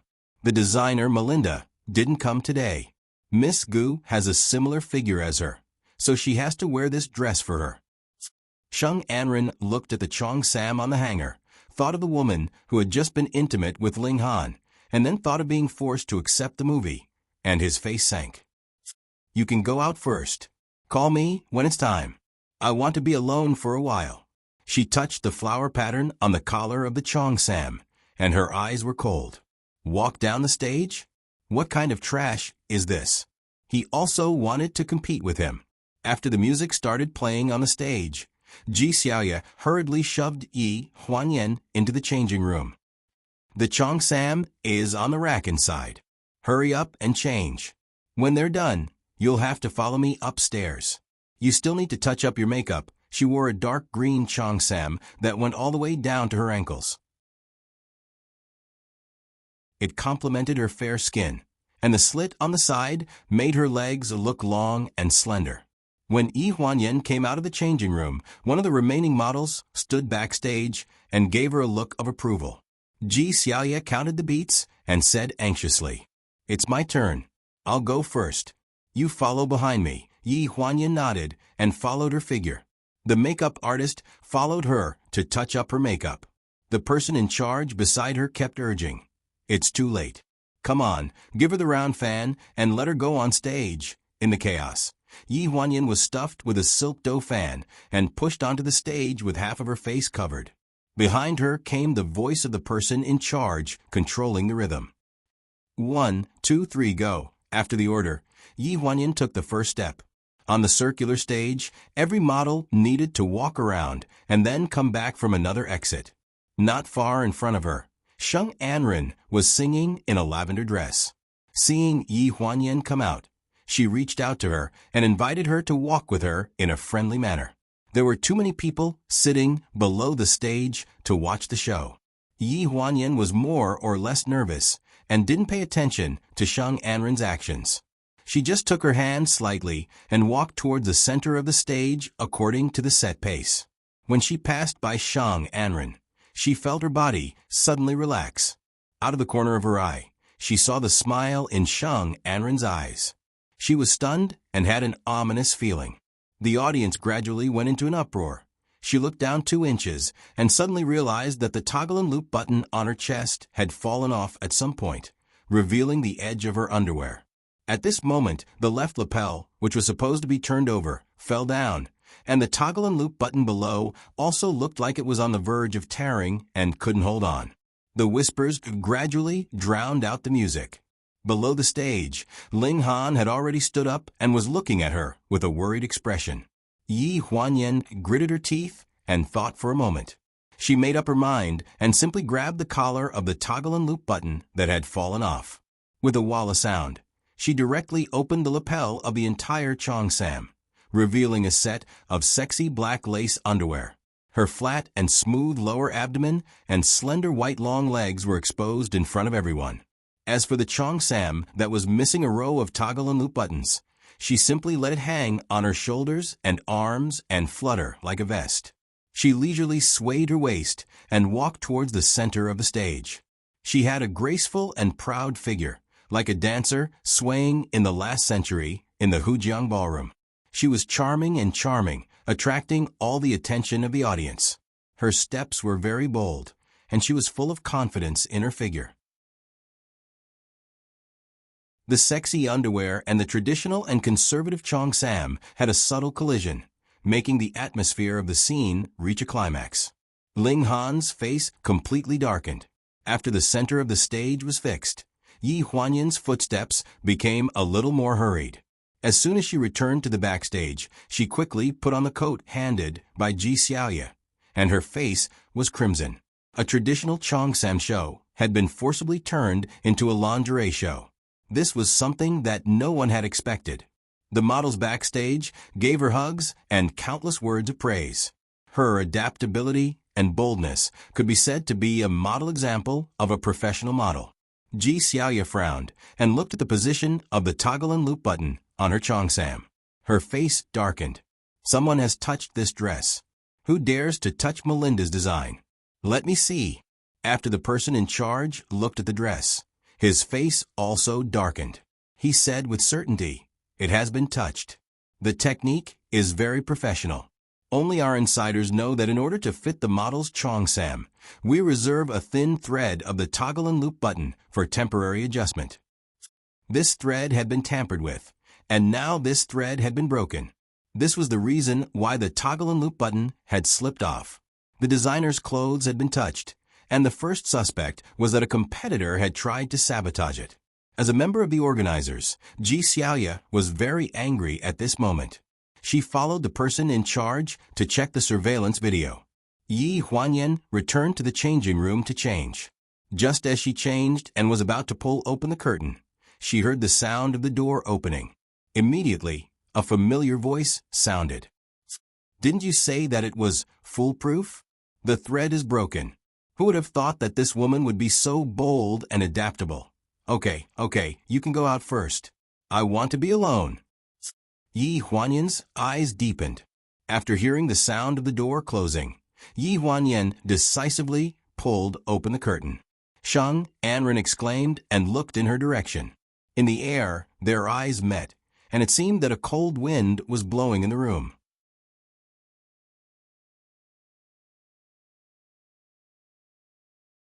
Chapter 368. Why are you here? Sheng Anren stood up from a chair with a frightened look on her face. Yi Huanyan glanced at her indifferently and lifted the bag of clothes she had changed out of. "Can't I be here?" Sheng Anren quickly regained her composure. She took a deep breath, covered her chest, and said, "Sorry, you scared me." "Did I scare you because you were afraid that I would hear that you had done something to my clothes? Or did you just see me? What are you talking about? I don't understand." "Do you not understand, or are you pretending not to understand? Please get out, or I'll call the security guard." Sheng Anren frowned and looked unhappy. "This is the public area backstage, not your dressing room alone." Yi Huanyan sneered. "I'm just curious. Why did you do something to my clothes?" "I don't know what you're talking about." Sheng Anren was a person who wouldn't shed tears until she saw the coffin. Yi Huanyan had seen this for a long time. She slowly exhaled.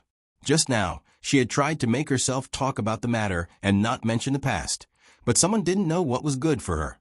Because of Ling Han? Sheng Anren's face changed, and she looked at Yi Huanyan with resentment in her eyes. Since you know all about it, I'll be honest. It's because of him. Don't think that you can marry Ling Han just because he treats you better. I haven't been able to have a place by his side for more than 6 years. Don't be wishful thinking. I advise you to stay away from him. Oh? Stay away? I think he's sincere to me. What a joke, Sheng Anren sneered. To tell you the truth, the woman in his heart is long dead. He can't be sincere to anyone in his life. Without that woman, no one deserves to stay by his side except me. Don't think that you can do whatever you want just because you have a powerful background. I don't know what method you used to make me play Guan Nai's supporting role in the movie, but when it comes to Ling Han, give up. I'll fight you to the end. If it wasn't for me, why would you fight me to the death? Yi Huanyan looked at her faintly. You owe me a life. Are you done living now? You want to return it? Sheng Anren was stunned. His hand, holding the chair, suddenly clenched, and he looked at Yi Huanyan incredulously. What do you mean? 5 years ago, during the car accident, if I hadn't pushed you out of the car, would you still be alive to sit here and flaunt your prowess in front of me? I also admire you. It's been 5 years, but you still can't forget Ling Han. Sheng Anren's face turned pale. Yi Huanyan, Gu Huanyan, it wasn't just their names that were the same. You're her. Impossible, She's dead. Yi Huanyan stared at her coldly. Do you really want me to die? Hearing these words, Sheng Anren's legs went soft and she fell on the chair. Her face was as pale as paper, and beads of sweat dripped down from her forehead. If you don't do anything wrong, you won't be afraid of ghosts knocking on the door in the middle of the night. Yi Huanyan leaned close to her ear and said these words faintly. His voice was so ethereal that it echoed in Sheng Anren's mind repeatedly. Each time, it was colder and more frightening. When she came back to her senses, she was already cold all over. The door of the locker room was open, and Yi Huanyan had long disappeared. His last words echoed in her mind. I saved your life. Cherish it. If one day you don't want to cherish it anymore, you have to return it to me. I'll be happy to witness it for you. She shuddered and stood up shakily. She wanted to chase after him to see if it was a dream, but the moment she stood up, she felt a pressure on her heart. She suddenly clutched her chest, and her legs went soft as she slid to the ground. Her vision turned black and she fainted. Yi Huanyan came out of the backstage and couldn't find Ji Xiaoya. After asking the organizer, he knew that she had gone to the security department to file a record, saying that she wanted to thoroughly investigate the matter of the clothes being tampered with. Yi Huanyan asked for the location of the security department without thinking and went to find Ji Xiaoya with the hem of his skirt. Ling Han saw Yi Huanyan's back, leaving in a hurry at the venue. Thinking of the scene where she just walked on the stage in underwear, he suddenly felt angry and squeezed out of the crowd to chase after her. At the west gate of the venue, when Yi Huanyan arrived at the security department, he only saw Naneo sitting on the steps at the door, with snacks piled up like a hill beside him. Why are you here alone? Is uncle and godmother inside? Naneo was brought by Gu Xinian. Gu Xinian must have heard about the clothes incident, so he came to the security department to help. Naneo shook his head and said seriously, Uncle and godmother have already left. They said that you would definitely come here to look for them, so they asked me to wait for you here and go home with you first. They are really not worried at all. Yi Huanyan complained with a stiff face. Godmother was worried and refused to leave, but in the end, Uncle carried Godmother away. Hearing this, Yi Huanyan's mouth twitched. It was a pity that she didn't see this scene. What about the snacks? She asked. Naneo spread his hands and looked helpless. I said that I don't want to eat, but the uncles and aunties here gave me a lot. Okay, pack up your snacks and come back to the hotel with me. Naneo stood up and patted the dust on his butt. He was too small and there were too many snacks. After carrying them for a long time, he still dropped them as he walked. Yi Huanyan laughed as she followed behind him and helped him pick them up. She picked them up and threw them into his hoodie, one by one. This warm scene fell into the eyes of Ling Han, who was standing in the distance. The burning anger was covered by a layer of doubt and calmed down again. If everything was as he had expected, then whose child was this? In the presidential suite of the Royal Hotel in Shanghai, after taking a shower, Yi Huanyan held a paper bag on the table and showed it to Na Nao. "Look, Mommy went shopping and bought you something." "I don't want it." Na Nao curled up on the sofa with a towel wrapped around him. "Where are my pajamas?" "This is it." Yi Huanyan took out a pink outfit from the paper bag and shook it in the air. It was Hello Kitty's one-piece pajamas. She smiled and said, "Dang, dang, dang, dang, isn't it cute? There's also a kitten hat." Na Nao glanced at it and hesitated. "Can I not wear it?" "It's so cute, don't you like it? Why don't you wear it? Children should wear cute clothes like this more often. Don't you think so?" Na Nao let his mother force his little arms and legs into the pink pajamas as he cursed inwardly. "No matter what I say is right or wrong, aren't you making me wear this? What right do I have to say? Women are so troublesome." He had just been ruined by his godmother, and now he was in the hands of his biological mother. He kind of missed the days with his uncle. After putting on the pajamas, Yi Huanyan went into the bathroom to take a shower. Na Nao turned over on the sofa and was about to go back to his room. Just as he stepped on the carpet, the doorbell rang in the room. He hesitated and walked to the door. He first put on the safety chain and then opened the door slightly under the control of the safety chain. He cautiously took 2 steps back and kept a relatively safe distance from the door. "Who are you looking for?"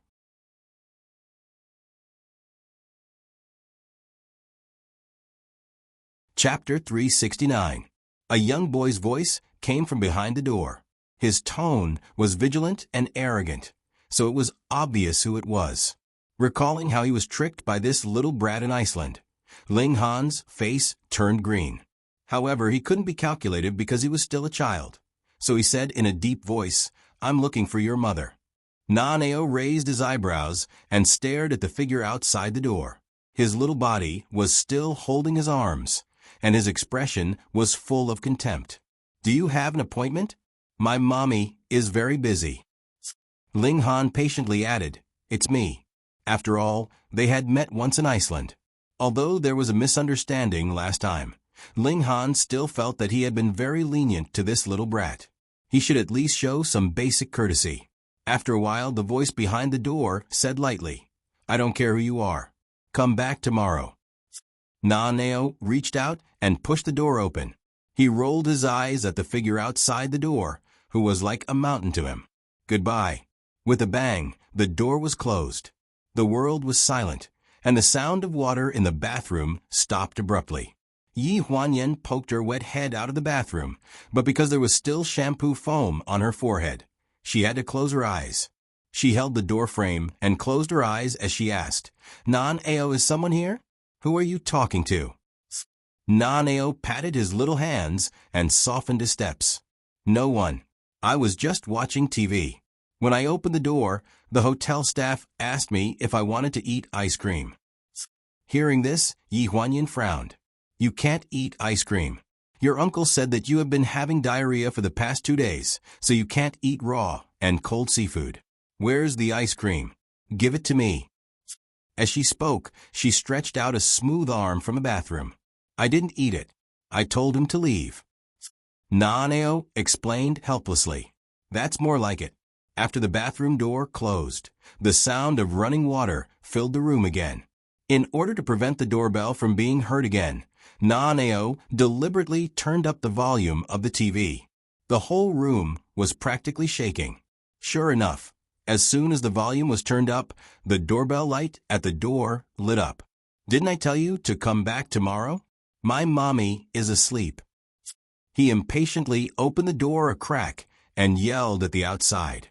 Ling Han looked down at the little brat, who was not even as tall as the anti-theft chain. His expression was calm as he said coldly, "I'm looking for you." In Na-Neo's eyes, only those who accompanied him were considered family. The so-called father, other than being related to him by blood, was almost meaningless to him. It was also a good thing that he had matured when he was young. After all, he did not have to worry about not having a father. Before he looked up Ling Han's information, he still had a glimmer of hope for his father. However, after he found out about what happened between him and his mother, he felt that it was far better for his mother to live with him, his uncle, his grandparents, and his family than with this irresponsible father of hers. In fact, it was much better, much better. You seem to be very resistant to me.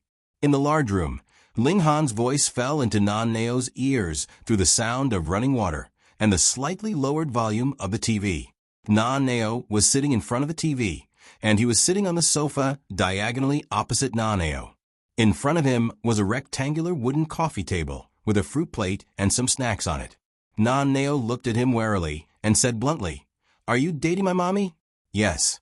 "Then do you think that as my mommy's lover, and as my mommy's son, I should have a good attitude towards you?" Hearing this, Ling Han was a little stunned, and then he laughed. "So you're so resistant because you're worried that I won't treat you well after I'm with your mother?" "No." He shook his head, and his eyes showed a sharpness that was different from his peers. "The bigger reason is that I don't think you're sincere to my mommy." "Why do you say that? What did your mommy say to you?" Ling Han frowned and looked in the direction of the bathroom. Na-Neo looked at the man in front of him coldly. "I have my own judgment, and I don't need my mommy to tell me anything. I can know a lot of things to judge whether a person is worth my mommy being with him or not. It might not be appropriate to discuss his feelings with a child." What adults often did was to not take the opinions or thoughts of children seriously, but many times, children were more far-sighted than adults. Ling Han's frown deepened as he slowly spat out two words. "Reason." Na-Neo crossed his arms, and his eyes became colder. If there was a mirror at this moment, Ling Han might be able to find out that this child had something in common with him. "You've been married. Your mommy was married too." After saying that, Ling Han looked at him meaningfully. "And she has a son, I don't." Na-Neo raised the corner of his mouth and revealed a mocking smile. "Will you marry my mommy?" For such a sneer to appear on a 5-year-old child, it was unavoidably chilling. Ling Han suddenly remembered that he had heard from Gu Huanyan that her son had suffered a brain injury before he was born. He was different from ordinary children, especially at night. Seeing once was better than hearing 100 times. Marriage is the highest promise a man can make to a woman. If you can't do this, why should I accept you? When such mature words came from the mouth of such a little boy, it sounded pretentious.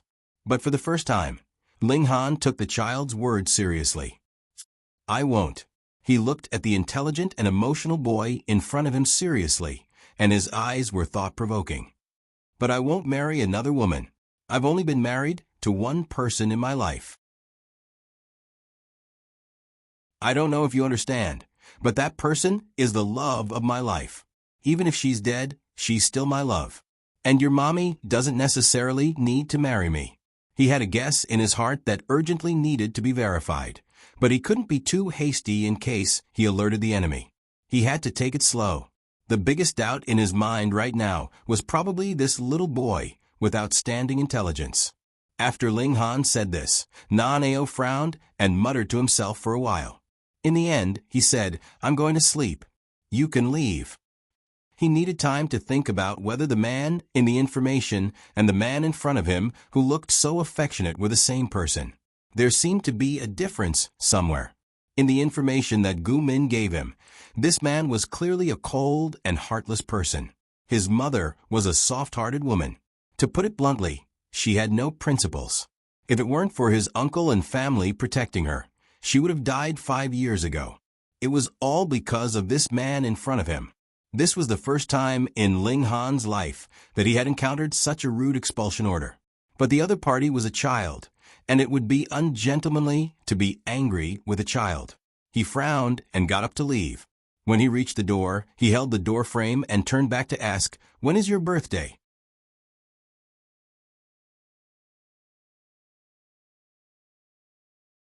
Chapter 370. Yi Huanyan came out of the bathroom after taking a shower. The TV was still on in the living room. Nanao's little head poked out from the sofa. He sat there motionlessly, like a meditating little monk. "Why aren't you going to bed?" Yi Huanyan walked up and took Nanao, who was wearing Hello Kitty pajamas, into her arms. "What are you watching?" "The Matrix." Following his gaze, Yi Huanyan looked up and saw that the TV was filled with a solemn and nervous atmosphere. She pursed her lips. Children should watch more childish things. With that said, she took the remote control on the coffee table and switched to a cartoon channel. She changed to a pet cartoon and then held the bag of snacks on the coffee table in front of Nanao. "Do you want some?" "No, I'm brushing my teeth." "Oh." Yi Huanyan ate a big bag of chips by herself and giggled at the pink bunny running around on the TV. Nanao, who was in her arms, stared at the TV expressionlessly and yawned in boredom. "It's so boring. Isn't the new version of Cinderella good?" "It's not good." "Then I'll give you the old version. The classic version is the classic version." "You have good taste." Nanao pursed his lips and finally resisted the urge to refute his mother. He didn't like the old version, the new version, or the classic version. Only people who believed in fairy tales would like these things. He didn't believe in fairy tales. After watching the entire classic version of Cinderella, Yi Huanyan finally finished the third bag of chips and finally found her son sleeping in her arms. She carefully tapped his nose and then carried him to the bedroom. She carefully lifted the blanket and hugged him to sleep. "Mommy, what's wrong?" "Mommy's here. Do you like that man?" Hearing this, Yi Huanyan's heart skipped a beat. She lowered her head and looked at the man in her arms. Nanao looked at her with sleepy eyes and a puzzled expression. "He obviously didn't treat you well. Why did you come back for him?" Yi Huanyan frowned. "Uncle told you? Or godmother?" Gu Xinian and Ji Xiaoya were probably the two people who knew the most about Ling Han's mistreatment of her. All these years, Gu Xinian had often talked bad about Ling Han in front of Nanao. Nanao rarely mentioned his father in front of her, but at this moment, he seemed to already know the relationship between him and Ling Han. "No." He shook his head. "Uncle and godmother never said anything about it. I want to hear it from Mommy." Yi Huanyan's eyes froze, and she stared at her son in a daze. For so many years, she had never taken the initiative to mention his father in front of her son. Just because she didn't say anything didn't mean that she didn't care that she couldn't give her son a complete family. No matter how good his uncle and grandparents were to Nanao, it wasn't the love of his parents. His intelligence was different from ordinary people, and his occasional strange behavior made her feel sorry. She even wondered if it was because of a lack of fatherly love that he had developed such a mature temperament. A year ago in Florida, when he first went to the nursery, Gu Xinian was afraid that she would be worried. So he specially gave her the surveillance video of the entire nursery. Every day in the hospital, she would find out in real time what Nanao was doing, what he was learning, and whether he was getting along well with the other children. One of the things that left the deepest impression on her was that there was going to be a parent-child activity in the nursery. There was going to be an exhibition for the children's clay sculptures.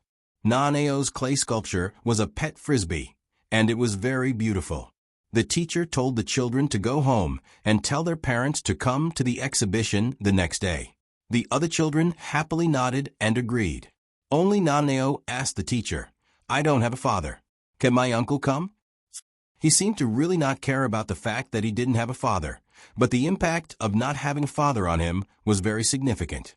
For example, after that day, the nursery teacher would give him a few more cookies. For example, other children would take the initiative to give him their building blocks, and even help him complete his homework. It might seem like a friendly concern, but from another perspective, it was also a form of sympathy. Nanao only stayed in the nursery for a month. Later, after he pushed down the building blocks that other children had helped him complete, Gu Xinian took him away from the nursery. After that, he changed 2 nursery schools. He never mentioned that he didn't have a father again. If he said that he didn't care, perhaps he really didn't care. But how could a child not have any impact on not having a father? Yi Huanyan felt a little guilty. She kissed Nanao's forehead and whispered, "He's actually not as bad as your uncle said. And I also think that you need a father." "Is it because of me?" Nanao frowned. "Is it because of me that you left Grandpa, Grandma, and Uncle and came back to look for him?" "Not all of it. Mommy knows that you're very smart and different from other children, but you may not understand the feelings between adults. Most of the time, children like a person because that person is good to them. To you, such a person is like Mommy, Uncle, Grandma, and Grandpa. Even Aunt Gings who takes care of you, or Teacher Denise in the nursery. But when you grow up, you'll find that you can't help but like a person who doesn't treat you well. It's just because you're attracted to him. Maybe it's because he's good-looking, or maybe it's because he's righteous and kind. This person may not be that good in the eyes of others, but in your eyes, he's really good. Losing him will be a fatal blow to you. At that time, you'll find that you don't ask for anything in return when you love someone." Nanao was even more confused. How can you like a person who doesn't treat you well? This is just an example. In fact, you think that he doesn't treat me well, but he's actually very good to me. From the time I first met him to when I graduated from university, he was very good to me for more than 6 years. Nanao, do you really not like him that much? It was this kind of kindness that made her feel grateful for so many years. No matter how he misunderstood her, she could forgive him. After a long time, Nanao turned over and nestled in Yi Huanyan's arms. "It doesn't matter if I like him or not. Mommy, it's fine as long as you like him. Mommy, don't look for him because of me. I don't like this reason. I can live without Daddy, but I can't live without Mommy. I think you will like him." The moon was bright outside the window, and the insomniac was not far away. The ashtray was filled with cigarette butts. The phone suddenly rang and broke the silence in the room. Ling Han stubbed out the cigarette in his hand and threw it into the ashtray. He answered the phone. Xiao Dong was calling, and he sounded a little depressed. "President Ling, Sheng Anren has rejected the contract extension." Ling Han frowned. "What's the reason? Have they signed with other companies?" "No. I think Sheng Anren's manager is also confused. It seems that Sheng Anren is the one who made the decision."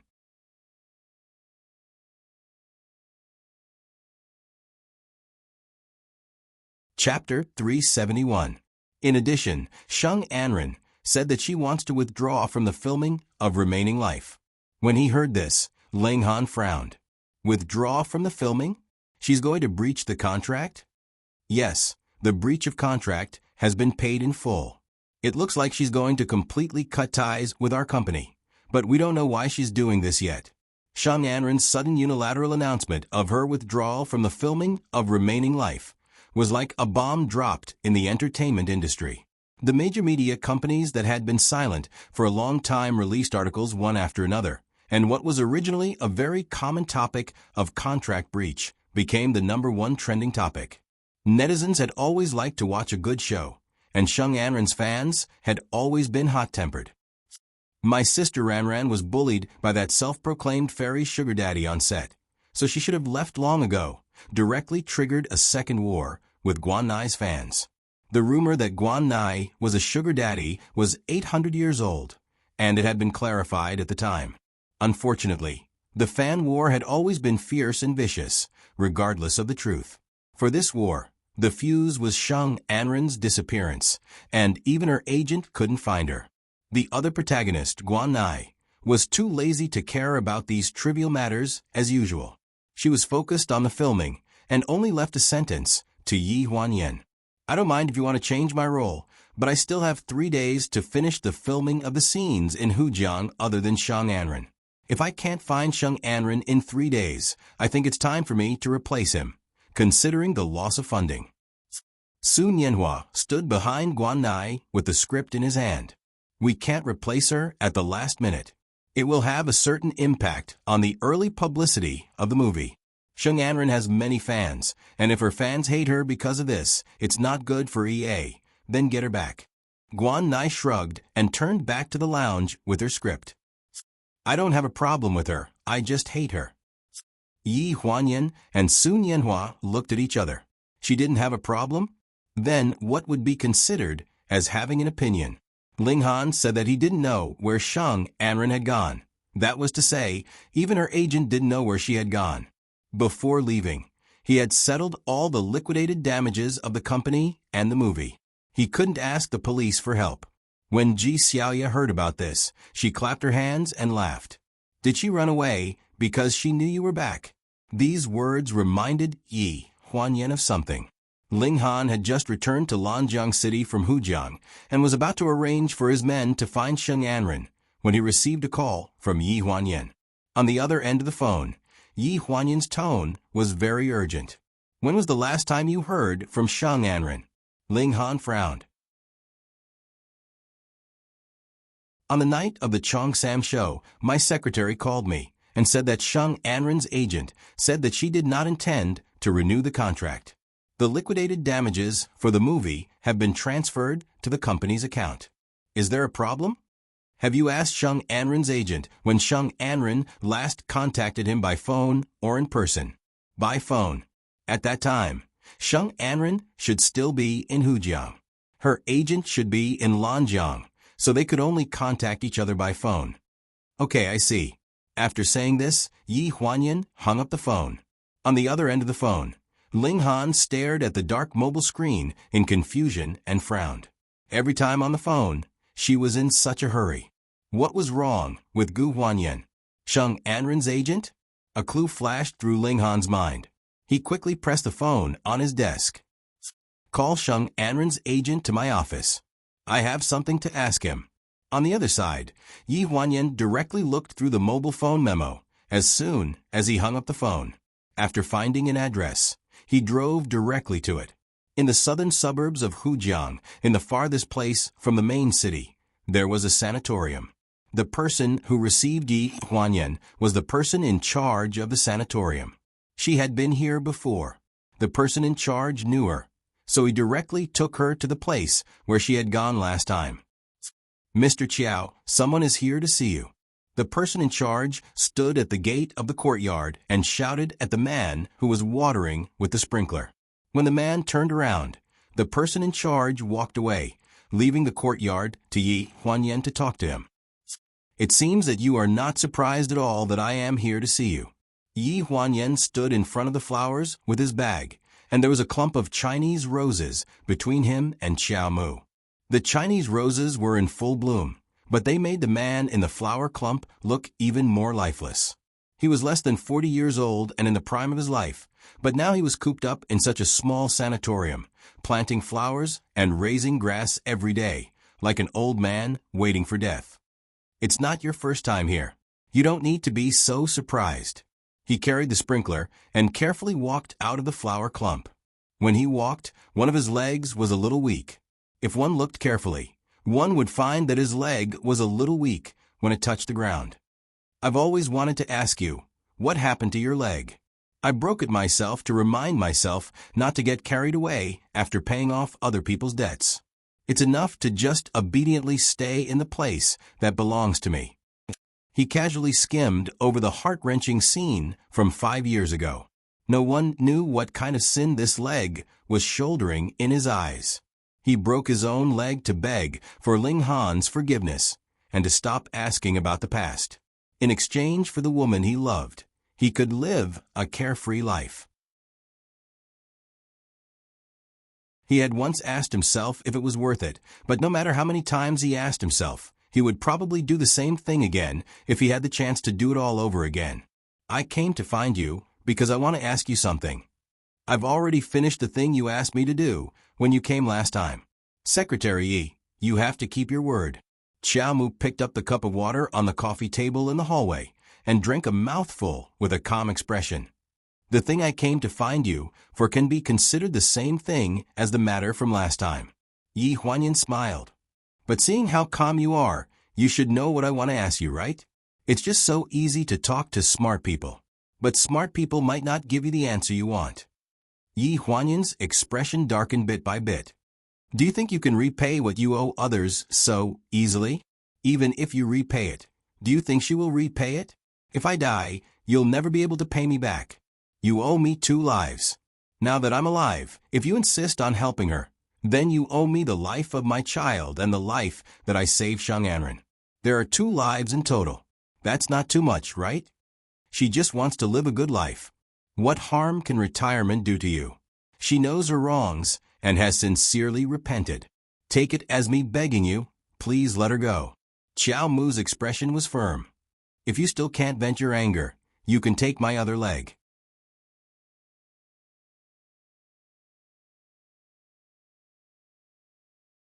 Chapter 372. Do I want your legs to be used as decorations in the house or something? Yi Huanyan looked at him coldly. In your eyes, you've already done everything you can, but in my eyes, your legs are worthless? You've been living in this sanatorium all these years, cut off from the rest of the world. Rather than calling it atonement, it's better to say that you're giving yourself psychological comfort. Some mistakes can be made up for, and some can't. Don't you know this? What exactly do you want? Qiao Mu held onto the chair, her face pale. I only ask that you let Enren go. You've painstakingly left a way out for her, but have you ever thought that she might not appreciate it? Qiao Mu avoided her gaze with a complicated expression. I don't understand what you're saying. You really don't understand. Yi Huanyan's face darkened. Kidnapping is illegal.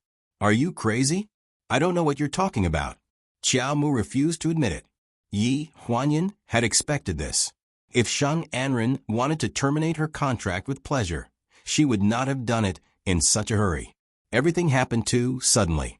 She did not think that she was that intimidating to Shung Anren, scaring her into running away after just meeting her once. Not many people knew about what happened back then. That night, after Shung Anren saw her, she must have gone to confront Qiao Mu to confirm whether she was really Yi Huanyan. That night, Shung Anren's manager only answered a phone call before terminating her contract. There was no room for negotiation. This was too strange. According to Shung Anren's protection of her fans, even if she wanted to retire, she would not have done it in such a hurry. Therefore, after confirming the urgency of this matter from Ling Han, she was almost instantly certain that there was more to it than met the eye a month ago. After coming to the sanatorium and seeing Qiao Mu, his complexion was much better than a month ago, and there was a bit of light in his lifeless eyes. What was it that made him reignite hope for life? This was only Yi Huanyan's guess. After some conversations, she gradually confirmed that Shung Anren had been detained by him. To be more precise, Shung Anren had been hidden in this sanatorium by him. When I asked you to help me find Shung Anren, you agreed too readily. This is too different from your reaction to protect her just now. From the moment you saw me, you began to plan this matter, didn't you? Should I say that you are deeply in love with her? Or should I say that you are stupid? It's already been 5 years. No matter what we do, you can't forgive us, right? You clearly promised me that you wouldn't make things difficult for her. Which eye of yours saw me making things difficult for her? Although I let her play a supporting role for Guan Nai, this role won't hurt her at all. It will only make her more famous. I can guarantee this. Seeing that Qiao Mu's expression had softened, Yi Huanyan stepped forward. Qiao Mu, I don't care why you kidnapped her, but this is against the law. Quickly release her before the police arrive, and I will pretend that nothing happened. You are still young. Perhaps there are other possibilities between you and her. Qiao Mu hesitated for a long time before finally nodding. She said with difficulty, she's in the room. Yi Huanyan did not know what method Qiao Mu used to hide Shung Anren in this room. For such a large person to obediently listen to Qiao Mu's arrangements without making a sound, it would probably be very difficult. Inside the room, Shung Anren was quietly lying on the bed. What happened to her? Yi Huanyan's heart tightened, and she reflexively wanted to turn around and ask Qiao Mu. The moment she turned around, she felt a sharp pain in her neck. Her vision turned black, and she slammed into the cold floor. The pain assaulted her, and she gradually lost consciousness. The second before she fainted, she felt especially indignant. At this time, Ji Xiaoye should have arrived a long time ago. What on earth did she do? She actually screwed up on such an important matter. 2. Unreliable. She did not know how long she had been unconscious. 4. When she woke up, she was tied to a chair in the corner, unable to move. Her mouth was stuffed with a towel, so she could only make muffled sounds. She looked in horror at Sheng Anren, who was lying motionless on the bed, her face pale. The windows in the room were all covered by black curtains, not letting in a single ray of light. Only a lamp was lit at the head of the bed. The light was dim, and she could barely make out the person on the bed. Qiao Mu was not in the room. The blanket on Sheng Anren's body rose and fell rhythmically. When Yi Huanyan saw this scene, her eyes froze. She then desperately moved the chair under her, trying to make some noise to wake her up. Woo-woo. When she finally got close to the bed, she viciously kicked the bed. The person on the bed coughed and faintly woke up. The first thing she saw when she woke up was Yi Huanyan, who was tied up at the end of the bed. Sheng Anren's face paled, and she crawled up while clutching the blanket. She exclaimed, "Why are you here?" Yi Huanyan only felt that her situation was extremely awkward.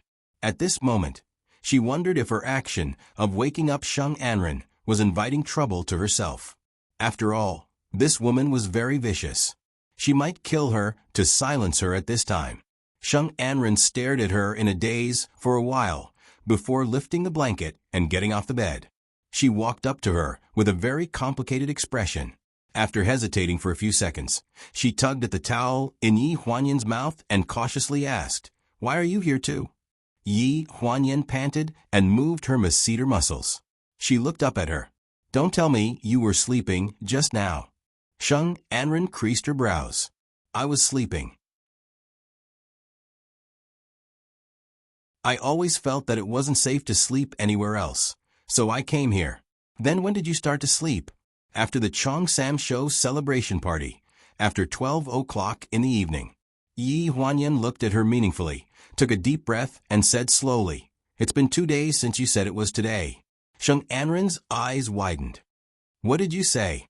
"Keep your voice down." Yi Huanyan frowned and gave her a white look. "When he comes back later, you'll sleep until next year." "He's back? Who's back? What's the situation?" Sheng Anren turned around in front of Yi Huanyan like a headless fly. "Yes, why are you tied up here?" There was a rustling sound in the yard outside the door. It came from far to near. Yi Huanyan glared at her fiercely and lowered her voice. "If you don't want to die, go back and lie still." Sheng Anren's face turned white and she hurried toward the bed. "Come back," Yi Huanyan called out to her. "Give me the towel back." Qiao Mu walked into the room and saw Yi Huanyan sitting at the end of the bed, sizing up the person on the bed with a horrified expression. He hesitated for a few seconds before explaining, "I only gave her some sleeping pills, not too much. She'll wake up later. If you don't scream, I can give you something to eat."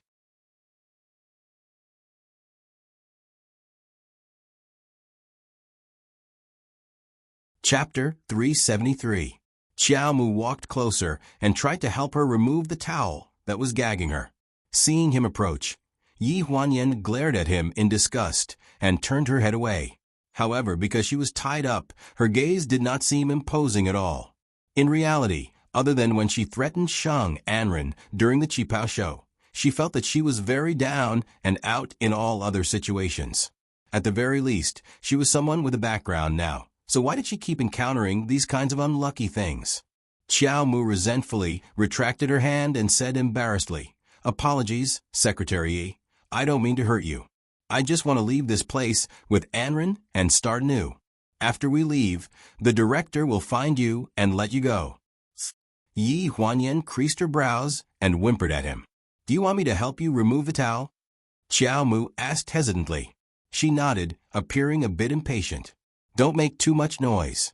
Otherwise, I'll offend you." Qiao Mu glanced at her with warning in his eyes before helping her remove the towel. After removing the towel, Yi Huanyan felt that her breathing was much smoother.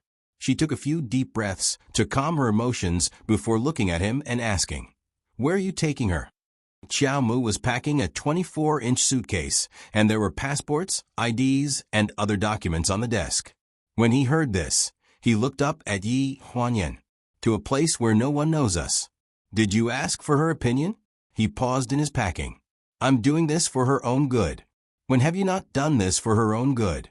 But isn't today's situation all because you solemnly swore that you were doing this for her own good? Yi Huanyan's eyes were very sharp. For her own good, you agreed to help her change the DNA test report back then. For her own good, you connived with her instigating In Guagua to hit me with a car. For her own good, you made me promise you that she was the real murderer behind Ling Han's back. For her own good, you're even going to pack and take her away without her consent. Have you ever thought about what you did right when you said you were doing for her own good? Enough. Qiao Mu coldly interrupted her, but her back was already soaked with cold sweat. Have you ever thought that it was you who spoiled her step by step and made her become what she is now? Yi Huanyan looked at him coldly with pity in her eyes. You didn't figure it out 5 years ago. It's true that you lost your job because of her, but you asked for it. You're such an unprincipled person. No matter how much you've sacrificed, you deserve it even if you break your legs or lose your life. Do you think you can win her heart? Look at yourself now. Qiao Mu's face was flushed red.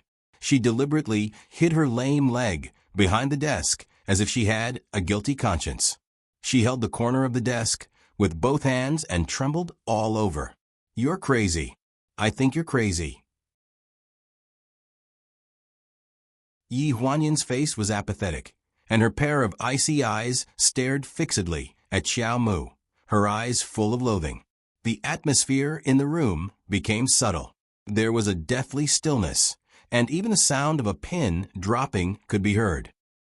Don't blame him. The woman's voice broke the deadlock, and Qiao Mu's eyes froze. She stiffly looked in the direction of the bed, her eyes full of astonishment. Sheng Anren slowly lifted the blanket and stood up. Her face was pale as she knelt on the floor with a plop. She lowered her head in Yi Huanyan's direction and said in a choked voice, I was the one who made all the mistakes. It has nothing to do with him. He has his own principles and bottom line. I was the one who begged him again, and I even used our relationship to coerce him. I was also the one who ordered In Guagua to hit you. He didn't know about any of this at all. It was my fault. It was my fault from beginning to end. Qiao Mu dragged one leg to her side and held her shoulder, but she could not say a word. She could only kneel in front of Yi Huanyan with her. I was jealous of you. I was jealous that you could win Ling Han's heart. At first, I thought you were the mistress who came between us, but later I found out that I was the one who came between you two. Or rather, I was just lying to myself and insisted on squeezing between the two of you. When I saw the bedroom on the second floor of the old villa, I knew that your importance in his heart was not something that we women could compare to. It was ridiculous that I had always called myself Mrs. Ling and thought that he treated me differently from other women. I thought that as long as I was obedient and didn't make any mistakes, he would eventually marry me one day. At this point, she looked up at Yi Huanyan while crying and laughing at the same time. Later on, when I found out about your existence, I realized that I was different from other women. It was just that I was smart enough to know when to advance or retreat and never cross the line. Qiao Mu supported her tottering body, and her voice was hoarse. But in his heart, a woman who doesn't cross the line will never be able to become his wife. At most, she will be a rumored girlfriend. I have seen what he is like when he truly loves someone. He is jealous because of you and treats you well in silence. The gentleness in his eyes when he looks at you drives me crazy with jealousy. So I thought that if you weren't there, perhaps you would put up with it, and I could also enjoy this kind of gentle treatment. Tears streamed down Sheng Anren's face, and her eyes seemed to be filled with endless remorse. The unwillingness that she saw 2 days ago had already completely disappeared. She only stared blankly at Yi Huanyan, seemingly scrutinizing her face. In the end, she took a deep breath and said in a choked voice, 5 years have been long enough. I wasn't able to become that kind of person. He still only has you in his heart. Even if you are completely different from before, he still only has you in his heart. Qiao Mu held her shoulder, gratification floating in her eyes. She looked up at Yi Huanyan and cautiously said, "I will do my best to repay what I owe you. No matter what you want me to do, I will do my best to do it. I only ask that you let her go." "Are you done yet?" Yi Huanyan's face was ashen. "Tying me up in this kind of place and kneeling in front of me to force me to accept your repentance. Are you kidding me?" Qiao Mu's expression was resentful, but she was unwilling to untie the ropes. Yi Huanyan's current status was incomparable to the past, and the Gu clan financial group's international influence was also extraordinary. Under this kind of background, he and Sheng Anren were merely fish on the chopping board, at the mercy of others. Even though Yi Huanyan was tied up right now, he still did not dare to lay a finger on her. "I don't plan on doing anything to you. I just want Sheng Anren to finish filming my movie as the second female lead. This role suits her very well. Although she's not the female lead, I don't have any intention of bullying her, right? You can leave if you want, but if you don't film just because you say so, where am I going to find people at the last minute? Can you be a little more professional?" Hearing this, Sheng Anren creased her brows and looked at Yi Huanyan in confusion. She even spoke with a heavy, nasal voice. "I don't have any intention of not filming." "You don't? But a certain person who made you sleep here for 2 days does." Yi Huanyan's gaze faintly circled Qiao Mu. "What do you think?"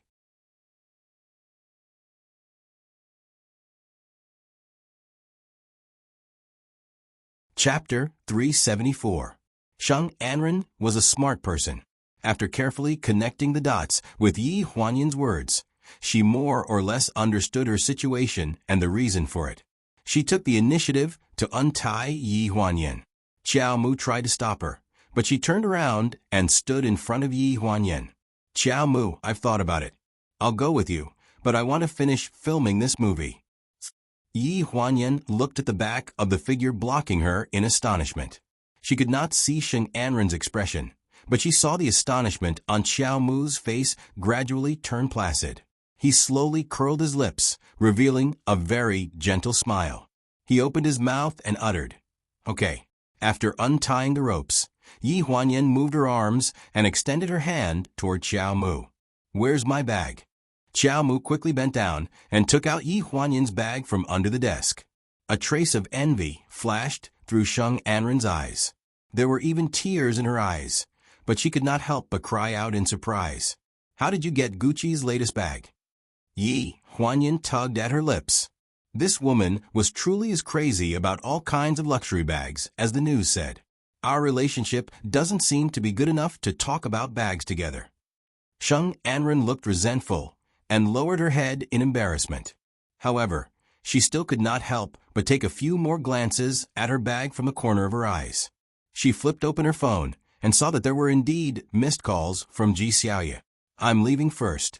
I still have something to do. Report to the set tomorrow morning." After glancing at Sheng Anren, she walked out of the room and returned Ji Xiaoye's call. "Where are you?" Ji Xiaoye's voice came from the other end of the phone. "The sanatorium. I'm just about to come out. I was just with Qiao Mu. Don't come out." Ji Xiaoye's voice inexplicably lowered. "Ling Han is in the sanatorium. If he knows that you came to find Qiao Mu, won't your identity be exposed?" "What?" Yi Huanyan paled. "Why would he come to find Qiao Mu? I'll tell you about it when you come out. I'll circle around the sanatorium. If there's a back door, I'll wait for you there. Don't come out from the front door, or you'll run into them." Ji Xiaoye urged on the other end of the phone. "Hello, hello?" The phone was busy. Yi Huanyan stood in the corridor and looked at the tall and hurried figure at the entrance of the courtyard. She revealed a stiff smile. At this time, if she said that it was a coincidence, it would make her seem especially stupid. Therefore, she calmly walked down the stairs and walked towards him. "President Ling, you're too late. I've already settled the matter." Ling Han frowned and looked into the room. "What did you solve?" "Sheng Anren has agreed to continue filming Remaining Life." "She's here?" Ling Han stared at her, his tone very aggressive. "Why is she here? And why do you know she's here?" Just as they were talking, two people walked out of the room. They were probably mentally prepared as they calmly walked behind Yi Huanyan. Qiao Mu held Sheng Anren's shoulder without any hesitation. She frowned, her eyes full of guilt. President Ling, I wasn't asking you. Ling Han merely glanced at them indifferently before his gaze returned to Yi Huanyan's face. He had just found out about Qiao Mu and Sheng Anren's relationship, but it was not important to him right now. I'm asking you, why do you know so much? Don't forget who I am. Yi Huanyan raised her eyebrows and smiled magnanimously. As the second miss of the Gu family, if you can't even find someone, then don't embarrass yourself here. As for your ex-girlfriend and your ex-assistant, I don't think it's convenient for me to know. It seems a bit awkward for me to be here. If you don't mind, I'll leave first. Ling Han did not stop her and only turned around to watch her quickly disappear from his sight. Then, he slowly returned to his senses and sized up the couple in front of him. Finally, his gaze landed on Qiao Mu's face. When did this happen? His voice was very low, but his tone was very calm. There were many things that were difficult to say, and that was the case for Qiao Mu. However, Sheng Anren did not. She coldly gazed at Ling Han and remained composed. We got together 5 years ago. The things that Qiao Mu did before actually had nothing to do with him. I was the one who made him do it. I was the one who threatened him to do it. I used the video of me sleeping with him. A cold glint surfaced in Ling Han's eyes. Is that so? It has nothing to do with him at all? Then why did he defend you with all his might when I asked him why he did those things? Qiao Mu's face was pale. She gritted her teeth, but did not know what to say. Sheng Anren held his arm, and her gaze became more resolute. You don't have to be so overbearing. It's true that I did wrong, but Yi Huanyan has always been loyal and devoted to you. I created a misunderstanding between you and Yi Huanyan, and even caused the death of her child. This is my sin, and I will bear it. However, this is what I owe Yi Huanyan. We don't owe you anything. Ling Han stood at the entrance to the courtyard and coldly looked at Qiao Mu, as if waiting for his response. He and Sheng Anren were just putting on a show. Indeed, there was no such thing as anyone owing anyone anything. They both brought it upon themselves, and it was the cycle of karma. However, he was different from Qiao Mu. They were university classmates and had worked together for many years. Qiao Mu owed him an explanation. Under the corridor, the night breeze gently brushed past. Qiao Mu pulled his arm out of Sheng Anren's grasp and walked down the stairs alone to stand in front of Ling Han. He walked slowly, but if one looked closely, it could be seen that one of his legs was inconvenienced. Sorry, Ling Han. He stood in front of him, less than half a meter away. The scene seemed to have turned back to many years ago on the football field of America's H University. When he accidentally kicked the football into Ling Han's face, his apologetic attitude was simple and sincere. It was just a few words. Sorry, Ling Han. At that time, Ling Han only climbed up from the ground and kicked the ball back to the field. Then, after the game ended, he gave him a hug. You played well. Let's go drink. He really wanted to go back to that year, but he already felt that it was a matter of his previous life. Ling Han looked at him, and his cold gaze gradually relaxed. He then asked, Tell me, is it her? Qiao Mu was stunned for a few seconds before nodding dazedly. It's her. She's back. Ling Han curled his lips, his face full of gentleness. He turned and walked in the direction she disappeared to, leaving behind a sentence with his back to Qiao Mu. Since she's back, then I accept your apology and forgive you. Qiao Mu stood in place. He was 8 meters tall, but he swayed in the breeze, almost unable to stand. Sheng Anren hastily went down the stairs and supported him. Are you okay? Qiao Mu shook his head, and there seemed to be tears in his eyes. No one could understand the complicated feelings in his heart. He was thankful that she was still alive. He was thankful that he still had the chance to obtain Ling Han's forgiveness while he was still alive. Do you care about his forgiveness that much? Sheng Anren frowned. I always thought that he was only your boss. Qiao Mu took a deep breath and held her shoulder. His voice was hoarse. Anren, did I tell you before that I was an orphan and didn't have many friends since I was young? Ling Han is my first true friend.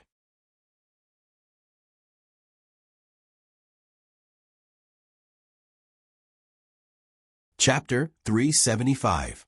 After exiting the sanatorium, Yi Huanyan clutched her chest as she panted heavily by the roadside.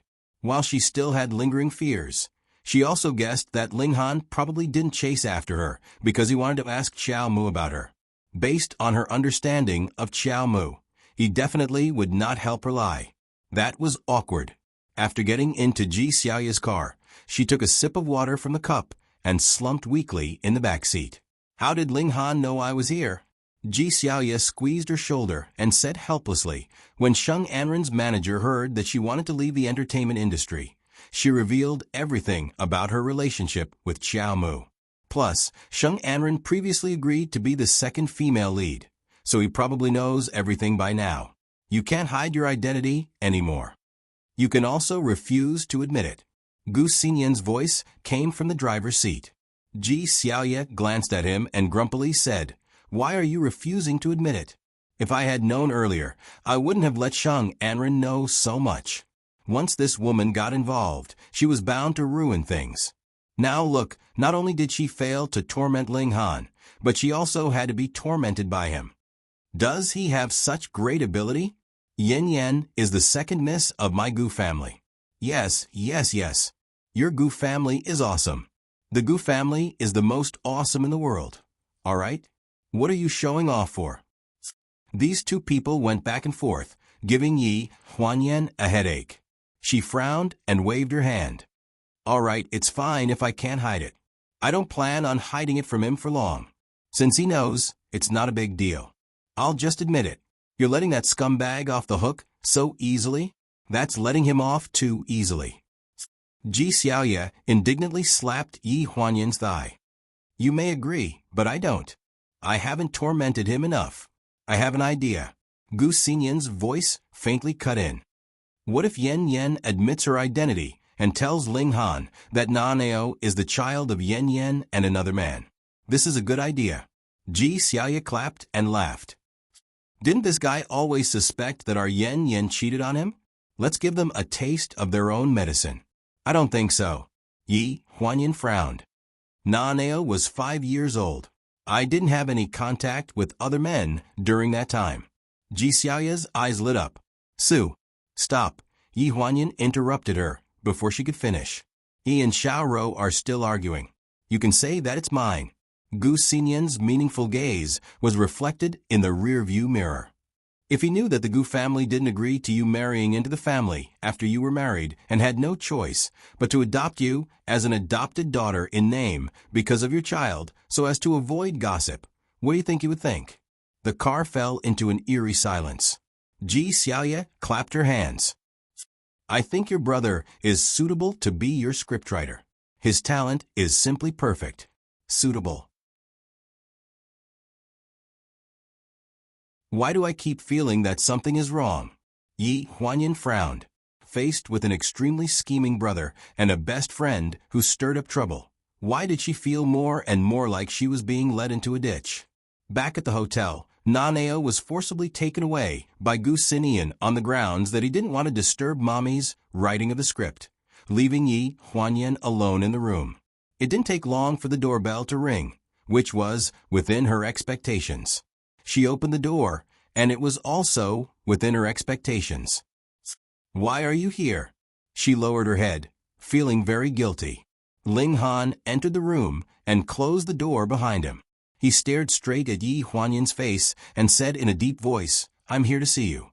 "What's there to see about me?" Yi Huanyan took a step back, and he took a step forward.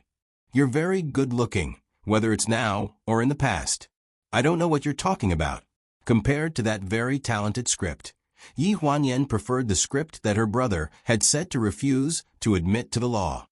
"Yi Huanyan, how much longer do you want to hide it from me?" He approached her step by step and forced her into a corner. He was not willing to back down at all. In the end, he used a bullying attitude and blocked her from both sides with his arms. He surrounded her in a closed circle, forcing her to raise her head and look into his eyes. In the past 5 years, why didn't you give me any news about you? Even if it was news that you were still alive? Why did you become the second daughter of the Gu family? What's with your identity? Whose child is Nanao? He's mine, right? Yi Huanyan, just how many things have you done behind my back? His continuous questioning was like tearing open her wound and sprinkling salt on it again. She gritted her teeth, steeled her heart, and looked up.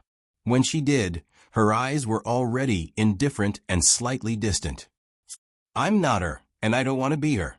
Ling Han's face darkened, and he said coldly, Yi Huanyan, are you done fooling around? Who's fooling around? Wake up. Yi Huanyan looked at him coldly, without any fear. Qiao Mu told me everything. Really? You said that I'm Yi Huanyan? She sneered. It's just a way to find a way to get Sheng Anren to act in a movie again. It's not difficult for me to find out about those melodramatic things between you two. What if I insist that you're her? His domineering attitude reminded Yi Huanyan of the many times she had been hurt by him. She clenched her fingers, steeled her heart, and raised her hand high up. A slap resounded in the room. Ling Han did not dodge and took the slap head on. A red mark instantly appeared on the right side of his face. Under his persistent gaze, Yi Huanyan said with conviction, I don't know who gave you the misconception that I'm your deceased wife who died 5 years ago, but I'll tell you clearly now. My name is Gu Huanyan, and I have nothing to do with her from my looks to my life experience. She took a deep breath at this point, and her voice was choked with sobs. I'm not interested to know what that stupid woman called Yi Huanyan went through at your hands. It's best if you don't involve me in how you want to make it up to her. No one needs to replace a woman with no self-esteem, principles, and brains like her. Do you understand? Do you understand? Even if I'm her, I really don't want to be her. Those days 5 years ago were too hard. I'd rather erase the first half of my life and let those experiences become a blank slate. Or even casually create someone else's manager and put it on my body, than let myself become Yi Huanyan again. Do you understand? After saying this, she looked at him in silence for a long time. She could not control the violent rise and fall of her chest, and the pain and anger that she had suppressed for 5 years. Previously, he said that he saw hatred in her eyes. Yes, perhaps she had never seriously faced her own inner feelings. Yes, she hated him. Her love was too strong, and when she could not get the response she wanted, it was inevitable that she would hate him. Even if she had traveled thousands of miles to come here and sincerely wanted to continue their relationship before the hatred disappeared, she could not make herself accept him wholeheartedly. She had been hurt all over, and the remaining sincerity was already shattered. She could only test it again and again and again and again, but there was no end in sight. Ling Han looked at her with certainty. After a long time, his thin lips moved slightly, and he spat out 3 words that could not be denied. You're her. I'm sure that you're her.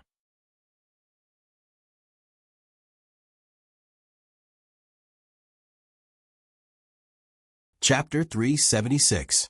I'm not. Yi Huanyan used all her strength to push him away. She looked at him coldly, her face pale. She was willing to start anew with a new identity, and no one could stop her. Anyone who forced her to find her past memories had bad intentions in her eyes.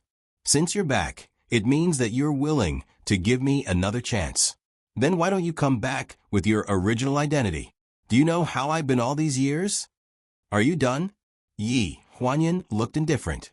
Perhaps the painful memories of the past were too deep, so she always tried her best to forget the crimes and scars that he had forced on her.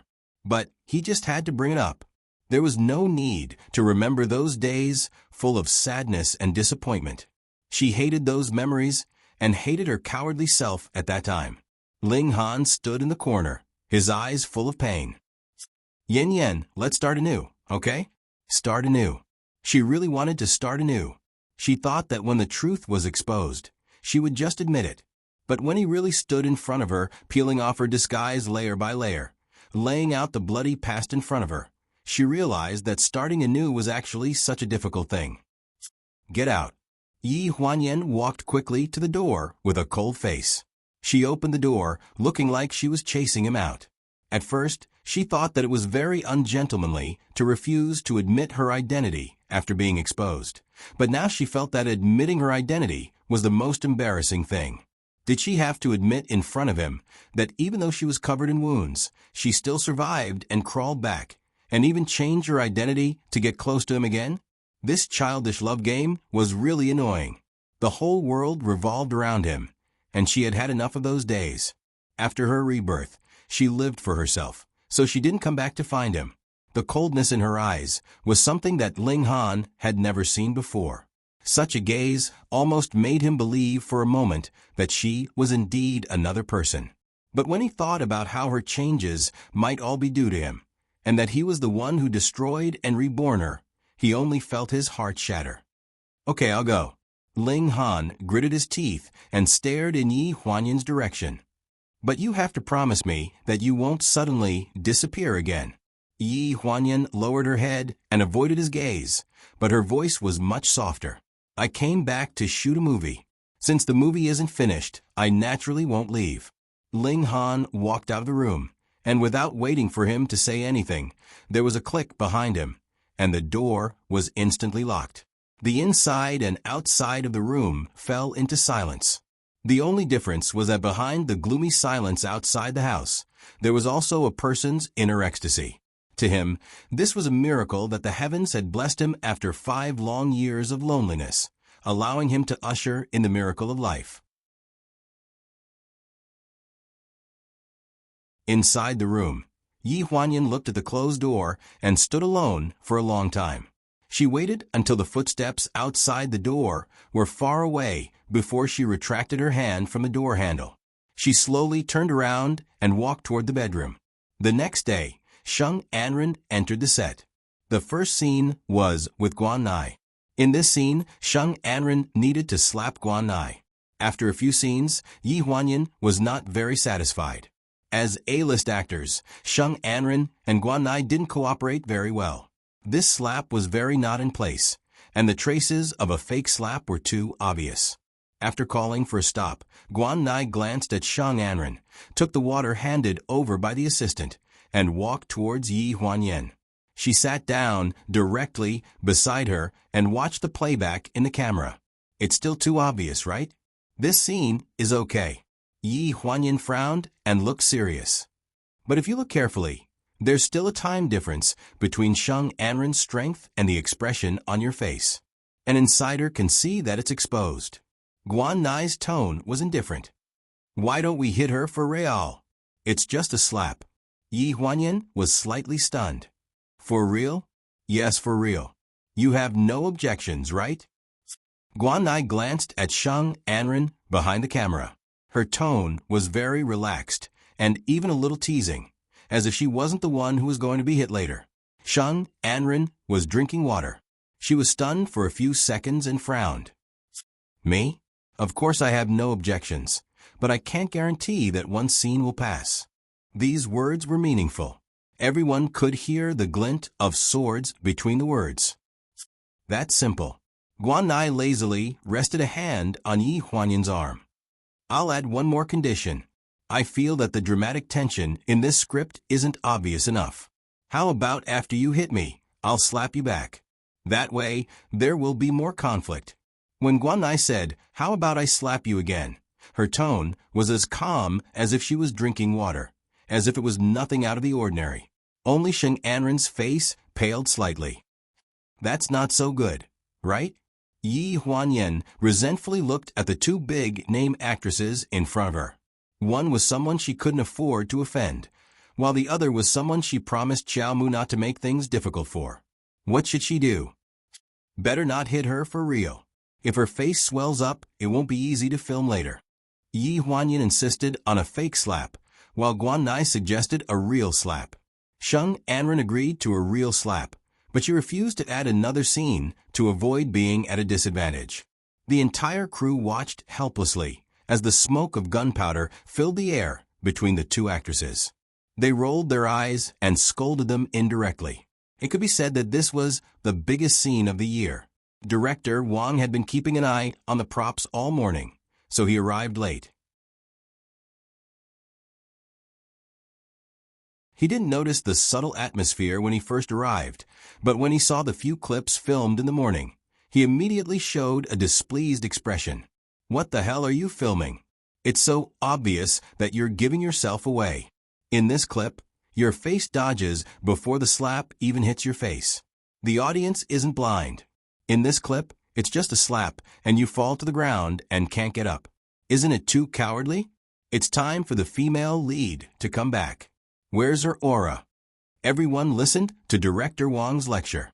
Even Yi Huanyan didn't dare to breathe loudly. They silently brought over Director Wang's teacup and handed it to him. Please have some tea.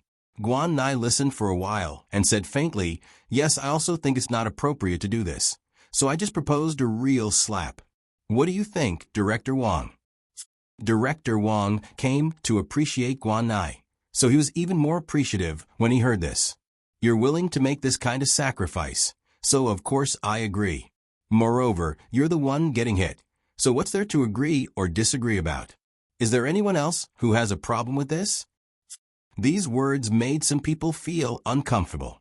Sheng Anren was not a person who would be bullied for no reason, so she immediately stood up. Director Wang, I don't disagree, but Guan Nai means that she still wants to add another scene. I just don't agree with her casually changing the script. Add another scene? Director Wang paused in his action of drinking tea, covered the teacup, and asked, what scene? Let's hear it.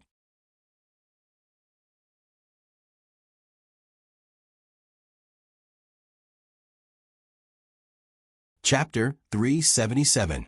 Sheng Anren glanced at Guan Nai and said in a deep voice, Guan Nai wants to add a scene where she slaps back after being hit. I don't think it's in line with the kind character of a heroine. Compared to Sheng Anren's obvious resistance to the addition of scenes, Guan Nai was much calmer. She looked at Director Wang calmly and had no intention of explaining her opinion at all. She said faintly, actually, I'm just giving a suggestion. Whether it can be changed or how it will be filmed after it is changed, that's the director and scriptwriter's business. Director Wang glanced at Yi Huanyan and asked, what do you think? 2 A-list actresses, a senior director, and the treasure of the crew. Yi Huanyan could not afford to offend any of them. She could only smile and kick the ball back into Director Wang's hands. You have the most experience, so we'll listen to you. Director Wang touched his chin and said thoughtfully, in fact, experience also needs to keep pace with the times. In fact, we used to pay more attention to the dramatic tension in the plot, but recently I watched a TV series and feel that it's a good way to show this point in detail. The slap that Nai suggested is good, but I think the dramatic tension can't be opened with just one slap. It will only make the audience feel bored and tired. As soon as he said this, Sheng Anren was the first to agree and said, Director Wang is indeed a great director. You see this clearly. As soon as the voice fell, Director Wang continued, one slap is not enough. Let's start with 10. Yi Huanyan had just taken a sip of water to calm herself down, but because of Director Wang's understatement, she was so scared that she spat out all the water. She said in disbelief, 10. Yes, Director Wang said seriously. There are too many heart-wrenching scenes in the script of Remaining Life. The audience won't be able to stand it. We have to give the audience some hope and the pleasure of venting. Since the heroine has been reborn, it's too easy to just slap her back. Let's do it more. We might as well go from venting to the audience until they laugh. Yi Huanyan stole a glance at Sheng Anren, and his face was livid. This time, it was Director Wang's fault. What did he mean by shooting yourself in the foot? Yi Huanyan felt that this phrase might be tailor-made for Sheng Anren. After the script was adjusted, the shooting started again. Yi Huanyan stared at Team A's camera and pulled a long shot. Sheng Anren and Guan Nai, who had just returned to China, met on the narrow road at the entrance of the community. The two people didn't agree with each other. Sheng Anren raised his hand and slapped Guan Nai directly. His raised arm looked like a swift wind. When the camera zoomed in, Guan Nai's muscles twitched on the face. This slap looked very real. Guan Nai's eyes reddened, and she looked at Sheng Anren in disbelief. Her gaze suddenly tightened, and she slapped him. Guan Nai's clear voice came from the receiver. "Do you really think I'm easy to bully?" Cut.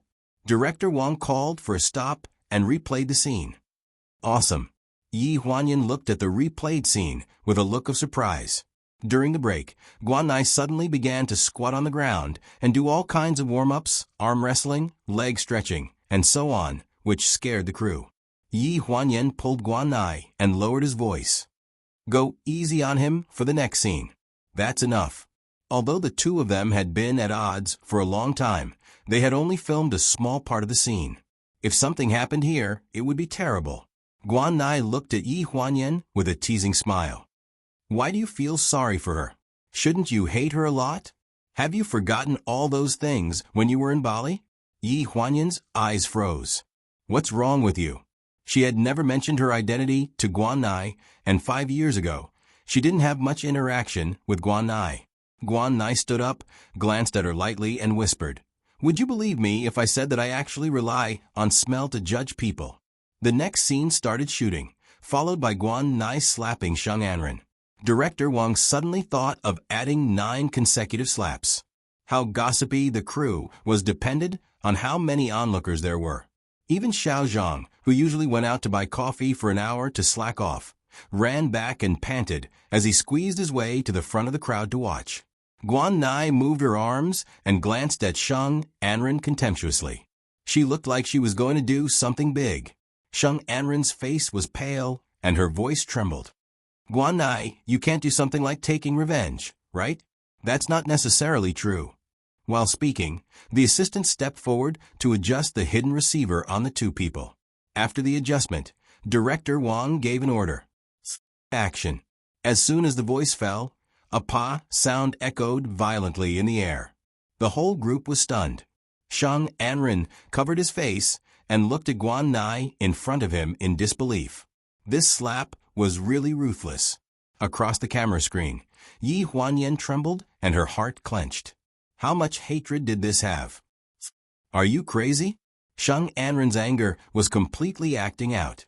Guan Nai fixed her eyes on Sheng Anren, and Sheng Anren tilted her head. Then there was another slap. While everyone took a breath of cold air, the set was silent and no one heard the slap. There were 7 slaps left in a row, which looked very fierce in the camera. Coupled with Sheng Anren's stunned expression, as Director Wang said, it was full of indescribable dramatic tension. What was not funny was that these two people seemed to be acting in a mime, and there was no sound at all. After a long while, they finally heard Guan Nai say, "Do you think I came back just to take your man?" Guan Nai's voice came from the receiver. Yi Huanyan calmed down and continued to shoot. "I want to tell you, in addition to your man, there are also everything you took from me. I will take it back from you one by one, including identity, status, and men are just one of them." The sharp lines and the tacit cooperation between the heroine and the supporting role made people dare not make a sound. They only dared to watch this scene with bated breath, as if they were already in the cinema. After the humorous and absurd 9 slaps, it was a heroine's seemingly cold but already turbulent emotions. Xiao Mo. At this time, Sun Yanhua's voice passed through the camera. The B group's camera zoomed in and swept over Sun Yanhua's back. Cut. Director Wang's voice broke the silence of the set. Scattered applause sounded around, and it was a perfect ending. The most important thing between actors is a sense of trust. This is a kind of spirit. It looks like a slap with a lot of force, but when it hits the face, it's just a light slap. In the eyes of the audience, this slap is already quite strong. With such a high level of cooperation, this is a sense of trust. Director Wang picked up the teacup beside him and looked at the camera with gratification, praising. That was a real slap. Yi Huanyan reminded in a low voice. That also means that Sheng Anren took the slap very well. His expression was very natural, and he didn't call for a stop midway. He was very professional. After the first touch, Nine Eye's subsequent slaps were also very accurate. That wasn't a real slap. Yi Huanyan smiled awkwardly. Sheng Anren didn't call for a stop probably because he was stunned. Director Wang's analysis was really.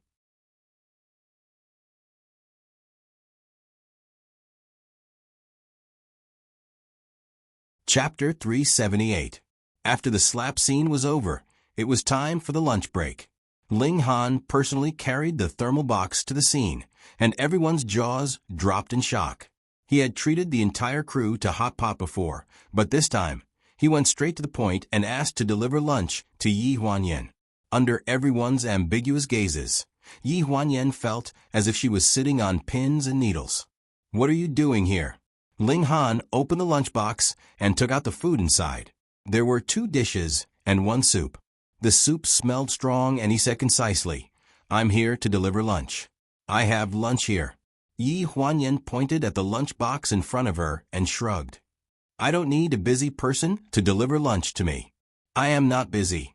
"Really? So did you cook all these yourself?" Yi Huanyan glanced at him, took her lunchbox, and unwrapped the rubber band that was tied to it. "What's the difference between your nanny's cooking and the lunchbox ordered by the crew?" Ling Han's hand that was holding the soup paused slightly, and he looked resentful. "Then I will cook for you when I get back." Yi Huanyan felt that she was choked by the food.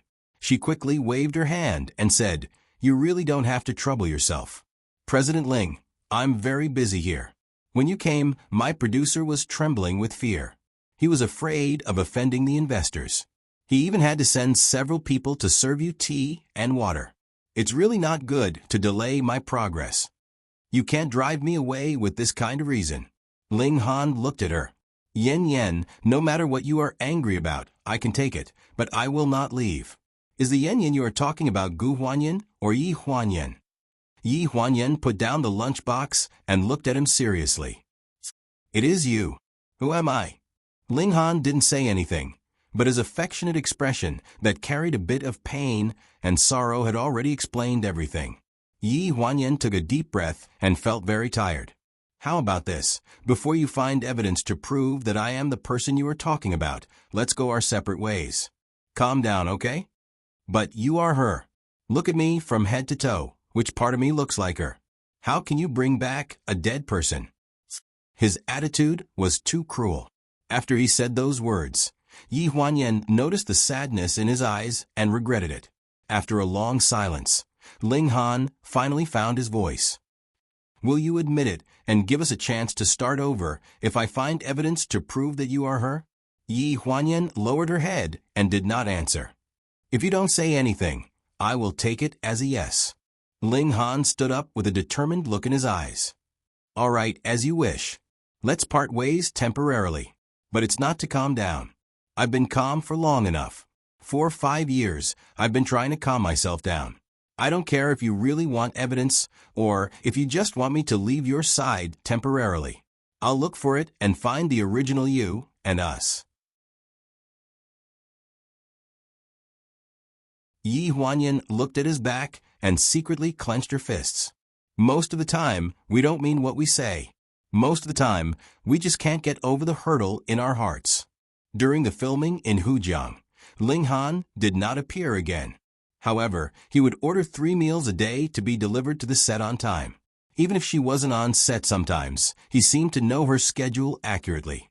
Even when she went to the award ceremony, he would send her a bowl of hot chicken soup when she was touching up backstage. For the past month, he had not missed a single one of the 3 meals a day. Ji Xiaoye took Na-Neo to visit the set. When she saw the table full of dishes, she sighed. "We both turned over a new leaf, but why is your treatment so much better than mine?" Yi Huanyan leaned against the sofa and rested. When she heard this, she glanced at Ji Xiaoye. "My brother doesn't treat you well? It's not that. I just feel that he has been hiding something from me recently." Ji Xiaoye lowered her head, looking like she had a lot on her mind. "What do you think?" Yi Huanyan was slightly stunned. "Why do you think so? Didn't my brother just come home the day before yesterday? Uncle has been missing for 2 days. He hasn't contacted Godmother for 2 days." Na-Neo was playing games on the sofa when he casually explained. There was a strong sense of sadness in his voice. He disappears as soon as he comes home. Ji Xiaoya sat down next to Yi Huanyan. She rested her head on her shoulder and sighed. What's wrong with your brother? Yi Huanyan frowned. Maybe it's because he wants to protect you. Someone wants to kill me and protect me.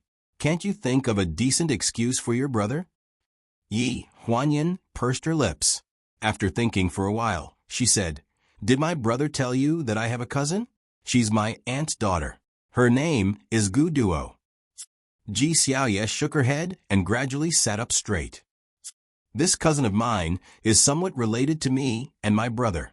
During the years when the Gu family couldn't find me, my aunt sent her to the Gu family as a form of comfort to my mother. All these years, she has been taking my identity as the second daughter of the Gu family, so she can be considered my brother's sister. She's a few months younger than me, and it's her birthday in 2 days. So he went home to see his sister. Ji Xiaoya was a little confused. That doesn't make sense. According to what you said, this sister is the same age as you. She's in her 30s. Is she not married? Is she still living at home? I'm only telling you her identity. I don't know the details.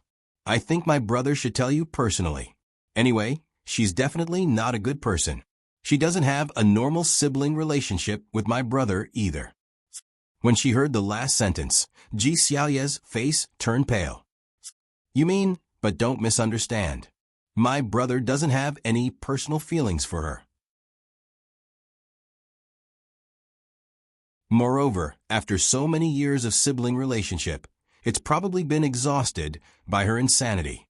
The only reason he was so obedient to her was because of some secret information that no one knew about. It wasn't even a secret, but a promise to another person. Gu Sinian had disappeared for 5 years. He couldn't have disappeared for no reason. Even the 2 elders of the Gu family knew that he was thinking about a girl far away in China. Actually, she shouldn't be the one to tell Ji Xiaoya these things, so she could only remind her a little, so that she could be more prepared. He didn't know if it was because his words made Ji Xiaoya think of something, but later on, he saw that she looked like her soul had left her body. She didn't say more than a few words and hurriedly left. Na Neo looked up from his tablet and looked at his mother.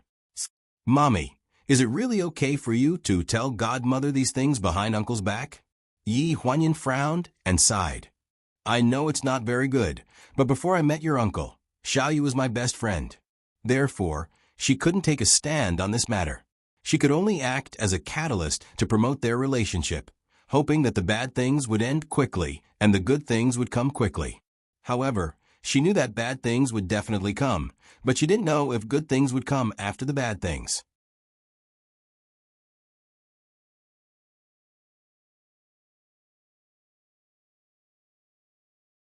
Chapter 379. After Ji Xiaoya left, Yi Huanyan called Gu Sinian and told him what she had said. On the other end of the line, Gu Sinian sounded a little tired. I'll go back after Duo's birthday. I'll explain everything to Xiaoyu then. Brother, I've always wanted to ask you, what exactly did Duo have on you? Why is it that you clearly want to send her back to Auntie's side, but you still listen to everything she asked you to do? There was a short silence on the other end of the line. After a while, Gu Sinian's hoarse voice sounded. I don't have anything on her. Don't think too much about it.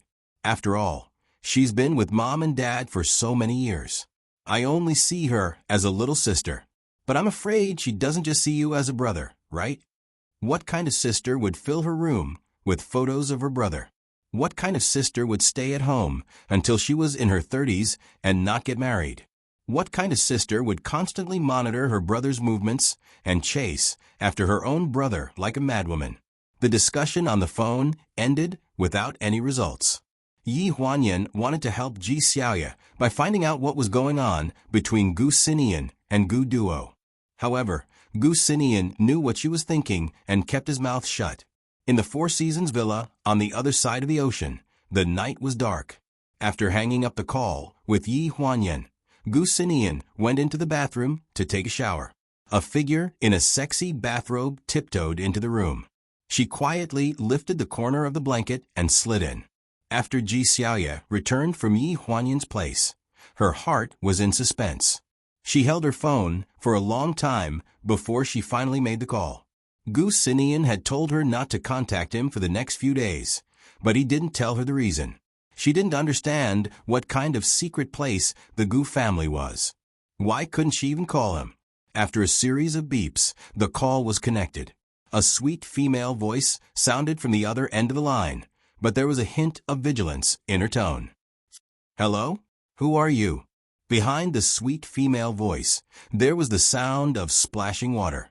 Ji Xiaoya held her breath and subconsciously glanced at the phone screen.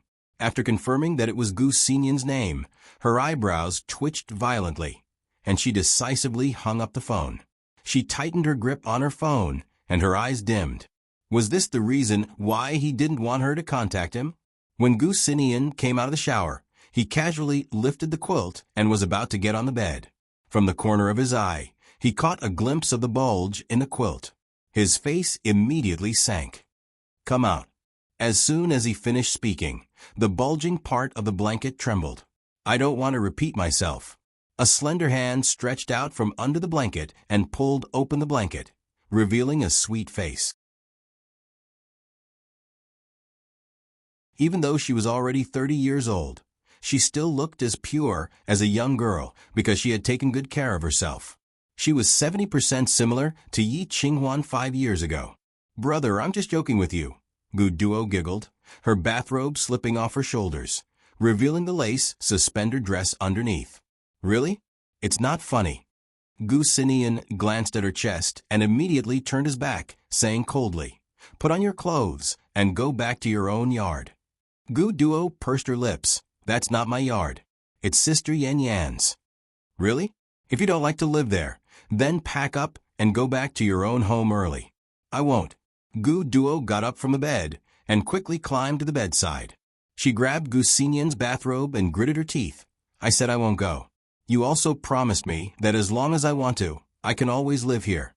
Gu Duo let go. Gu Xinyan's voice sounded cold. Gu Duo's face darkened. "You promised me that you would take care of me for a lifetime. You promised. That was when we were young. You are my sister." "I'm not." Gu Duo screamed. "Turn around. You know I'm not your sister. I'm 32 years old. I've passed the best age to get married. I've waited for you for so many years. Why don't you even have the courage to look at me?" Gu Xinyan's face was cold. He shook off her hand fiercely and stepped forward to distance himself from her. "If you continue to be so crazy, I'll ask my aunt to take you home tomorrow. Isn't it shameful enough? Do you think there aren't enough rumors out there?" Gu Duo gritted her teeth and grabbed the pendant around her neck. It was made of transparent crystal and contained a gray-white powdery substance. "Turn around and look at me. Otherwise, I'll drop your child." Gu Xinian turned around abruptly and stared at the glass bottle in her hand in disbelief. His eyes were red as he snatched it from her and roared, "Are you crazy?" Gu Duo laughed crazily on the bed.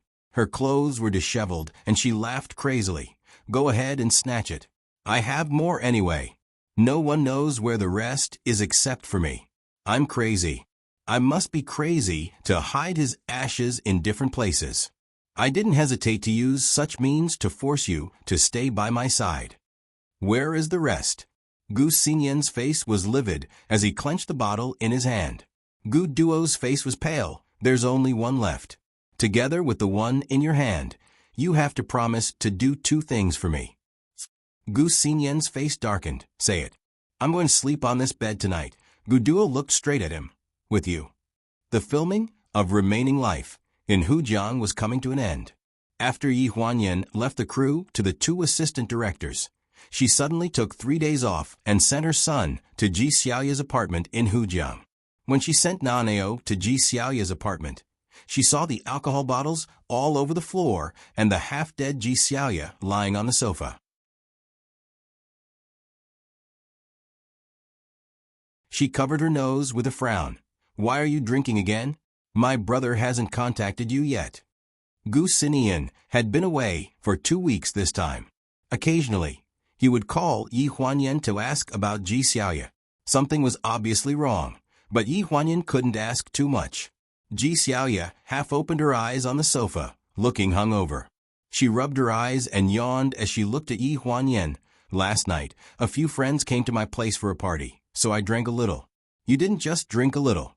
Yi Huanyan covered her nose and couldn't help waving her hand in front of her face, trying to get rid of the unpleasant smell of alcohol. I originally planned to let Naneo stay with you for a few days, but looking at your condition, I think we should forget about it. I'll take him back to Lanjiang. Why are you going back? Are you done with the movie? Yi Huanyan's eyes dimmed a little.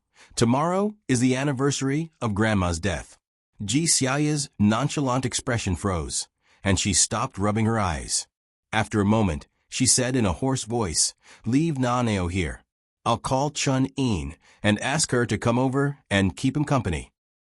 Chun-Yin had arrived in Hujiang 3 days ago for a group competition at the Hujiang Stadium. She was considered semi-retired and was now a commentator. Ever since they met at the bar, Ji Xiaoya got along well with Yi Huanyan and her friends, especially Chun-Yin. Now, she was almost like Ji Xiaoya's bodyguard. Okay, then don't drink for the next 2 days. After giving her advice, Yi Huanyan rubbed her son's face. Mommy is going to Lanjiang for 2 days, so you can play with Auntie Xiaowu and Mommy, okay?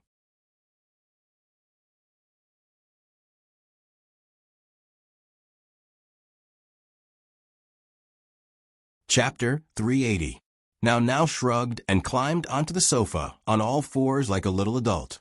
I'm fine with anything. Let's play the game somewhere else. It was not far from Hujiang to Lanjiang. It only took a 5-hour drive to reach the western suburbs. At the cemetery in the western suburbs of Lanjiang City, Yi Huanyan walked into the cemetery dressed in black. Ling Han had not deliberately appeared by her side for more than a month. Apart from meeting him at various award ceremonies and banquets, it seemed that they had not seen each other alone for a long time. It was such an awkward thing to have her identity exposed. Before she came, she specially checked Ling Han's itinerary for that day. After confirming that he had come to the cemetery in the morning and had a meeting in the afternoon, she came to avoid bumping into him. Looking at the old lady's photo on the tombstone, Yong Hen's frozen appearance was exactly the same as in her mind. She frowned, slowly squatted down, and placed a bouquet of daisies in front of the old lady's grave. "Grandma, I'm back. I'm Yan Yan." At this point, she subconsciously touched her face. "You might not recognize me. I haven't come to see you all these years because of some special reasons. I think you'll understand me. Actually, thinking about what happened back then, I feel that it was quite ridiculous. At that time, I wanted to marry Ling Han and ran to you to beg you. You doted on me and pitied me, so you agreed. But from the beginning to the end, I never asked for his opinion. That's why things became so ugly later on. You were also put in a difficult position. Did you see Uncle Ling and my mother up there? I almost got to see them 5 years ago." The cold wind rustled, and autumn gradually covered the entire Lanjiang. A tall figure stood behind a big pine tree not far from Yi Huanyan. He hesitated for a long time, but still did not go forward. He could not bear to break this scene. He could not bear to break the overlapping scene between her and 5 years ago. Yi Huanyan talked a lot in front of old Madame Ling's grave. If she had not been interrupted by a phone call, she would have probably talked until the sky turned dark. After answering the phone, a familiar voice sounded from the other end. "Have you seen Gu Duo?" Yi Huanyan frowned and glanced at the caller ID. It was Gu Sinian. But why would he ask her if she had seen Gu Duo? "What's wrong?" she asked with a frown. The voice on the other end of the phone sounded a little anxious. "She left the villa last night. I checked her itinerary and she flew back to China. She seemed to have contacted Xiaoyu these 2 days. I'm afraid something happened to Xiaoyu. Not everyone can see Xiaoyu. What can Gu Duo do to her?" "Yan Yan, you don't understand Gu Duo." Gu Xinyan's voice sounded very serious. "Then do you know Xiaoyu?" Yi Huanyan took a deep breath, and her tone became serious. "Brother, how long has it been since you contacted Xiaoyu?" On the other end of the phone, Gu Sinian was silent for a few seconds. "Yan Yan, there are some things that I will explain to you when we meet. I don't need to listen to this explanation. You should explain to Xiaoyu as soon as possible. She has waited for you for 5 years. You really shouldn't let her wait any longer. I won't let her wait any longer. I plan to propose to her when I return to China this time. This time, Yi Huanyan was silent. As the sun set, Yi Huanyan was silent for a few seconds before she suddenly screamed, "Oh my God, are you serious?" The tall figure in the distance trembled behind this voice, and a stunned expression appeared on his face. After a while, that stunned expression gradually turned into a warm smile. She probably heard some good news, which was why she was smiling so happily. Actually, as she said, it was good to let her appear in front of him with her current identity. There was no need to force her to admit her past. No matter what, her position in his heart would not change. It would be the same for a few years. It didn't matter if she was Gu Huanyan or Yi Huanyan. After returning to Lanjiang City, Yi Huanyan made a trip to Haiyan Media on the way. When she was not around, Gu Qi managed the company very well. But when she returned, a pile of documents was handed to her for her to sign. This is the list of authors signed by the company, as well as a brief introduction of each of their books for promotion in the second half of the year. 5 of them will be chosen to be the focus of the promotion. I have chosen 5 of them. If there are no problems, you can sign it. If I didn't come back, would you have chosen these 5 people directly? Yes. Then why are you showing me these useless things? You can make the decision yourself anyway. Yi Huanyan was a bit speechless. Do you think I'm bored? Gu Qi shook his head. After all, you are the boss. If you don't do anything for a long time, you will easily lose confidence. Yi Huanyan laughed out loud. Who told you that? I can't wait to be bored. All right, don't look for me if you can make the decision yourself in the future. The rules and regulations are giving me a headache. If there's nothing else, you can go do your work. I will leave in a while. Gu Qi nodded and handed her the white envelope. There is one more thing that you can decide for yourself. The invitation letter with the pleasure group stamp was lying on Yi Huanyan's desk. It was the 50th anniversary of the establishment of the pleasure group. Seeing Yi Huanyan's hesitant expression, Gu Qi asked carefully, "If you don't want to go, I will ask my assistant to tell them that you are busy filming in Hujiang. I will prepare a gift and send it over." After a while, Yi Huanyan took a deep breath and said faintly, "No need, I happen to have time. Tell them that I will attend." Gu Qi stared blankly for a moment before a hint of disappointment flashed across his eyes. All right, I understand. When he left the office, he couldn't help but look back at Yi Huanyan. She was in a daze, with one hand supporting her chin and the other tapping on the desk, as if she was playing a melody. She even hummed a few lines and seemed to be in a good mood. A week later, Remaining Life finished filming in Hujiang. It was the 50th anniversary of the pleasure group, and many of the actors and actresses had to ask for leave to attend the anniversary celebration. Yi Huanyan gave the crew 3 days off, and after the break, they had to move to France for filming. This time, the pleasure group invited a lot of people. First of all the signed artists of the company were present. Then, there were all the major media companies, as well as many entrepreneurs in Lanjiang City. The scene was even better than the annual celebration. Before attending the banquet, Ji Xiaoya looked very tired. She had originally planned to cancel the banquet, but Yi Huanyan had brought her the most beautiful evening gown on the show and forced her to put on makeup and wear it. Then, she went to the banquet with her. "If you want to see Ling Han, you can come by yourself. Why do you have to drag me along?" Sitting in the car, Ji Xiaoya complained impatiently. "You will regret it if you don't go." Yi Huanyan thought to herself, but acted as if nothing had happened.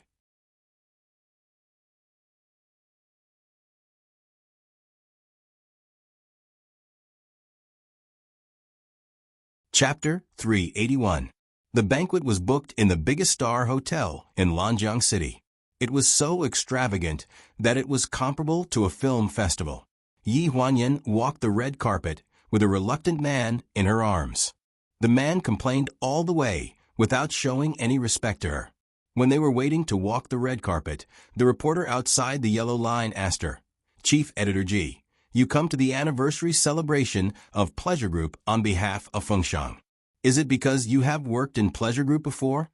"It's because I received the invitation." Ji Xiaoye glanced at the reporter lazily, seeming to be too lazy to say more. The reporter smiled embarrassedly. "Chief Editor G, what's your comment on the anniversary celebration of Pleasure Group this time? Do you have any blessings?" "Good job. The style of the red carpet is so low-end that it can be seen everywhere." "It's so bad. Sorry, we're going to enter the venue." Yi Huanyan covered Ji Xiaoye's mouth and pulled her away from the reporter. She reminded her in a low voice while walking, "Do you want to be on the headlines tomorrow?" Ji Xiaoye, the chief editor of the famous fashion magazine, is nitpicking at the anniversary celebration of Pleasure Group. "Do you want to inherit the title of the sharp-tongued queen from Su Meng? No, it's very likely that you will become Miju Shirdai." Ji Xiaoye was a little embarrassed by her words. A trace of apology flashed in her eyes. She took a deep breath and murmured, "Sorry, I'm not in a good mood today. So, if there are reporters coming to interview me or anyone wants to approach me to talk to me, you can help me to block them tonight." After signing their names on the giant screen of the anniversary celebration, the two entered the hotel side by side. Seeing Ji Xiaoye's unhappy look, Yi Huanyan was a little confused. "What happened on earth?" Ji Xiaoye frowned. "I called your brother. It should be at night over there. I heard the sound of the shower." A woman answered the phone. Yi Huanyan's face turned pale. "When?" "Half a month ago, on the day you told me about the younger sister of your Gu family." "What happened after that?" Yi Huanyan quickly asked. "Did my brother call you back after that? Did you call him again to ask?" Ji Xiaoye shook her head. No wonder. No wonder after that day, she would get drunk and pass out every now and then. She was photographed by reporters several times at drinking parties with her friends and had to be helped home. There were also several times when she was photographed with a young male actor. Rumors about her were flying everywhere, saying that she was an old cow eating young grass. After taking a glass of champagne from the waiter, Yi Huanyan pulled Ji Xiaoye to sit on the sofa in an inconspicuous corner so that they wouldn't have to socialize with all the business people. "So you've been acting like you've lost your soul because of this phone call."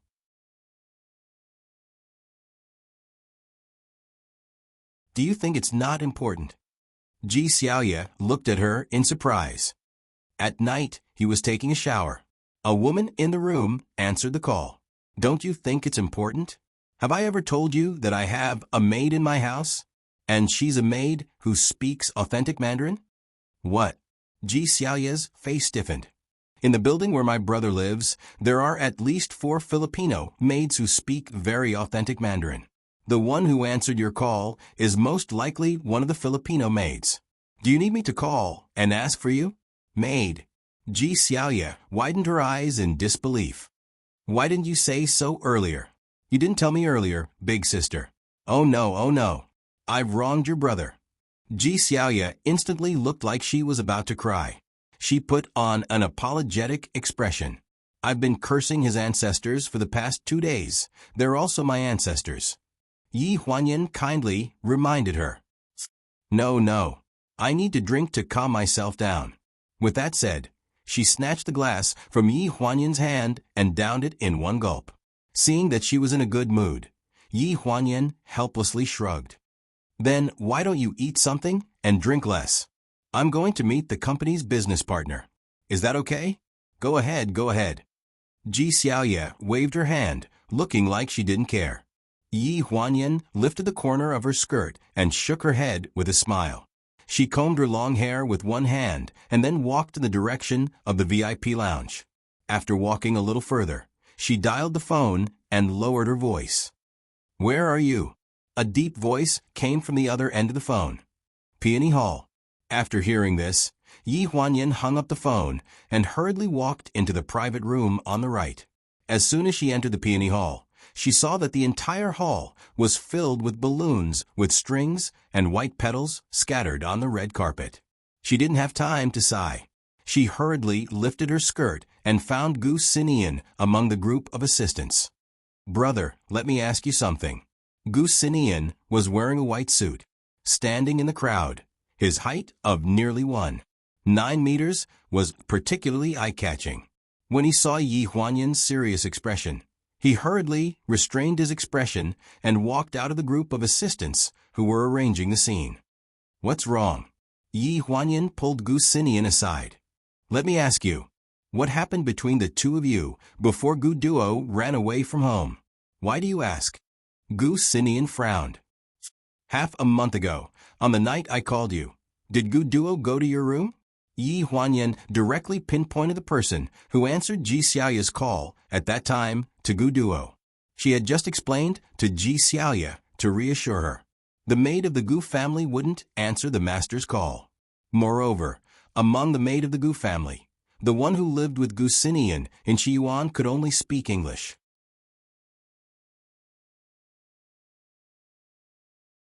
In the Gu family, other than her mother, the only woman who dared to answer Gu Sinian's call in the middle of the night was Gu Duo.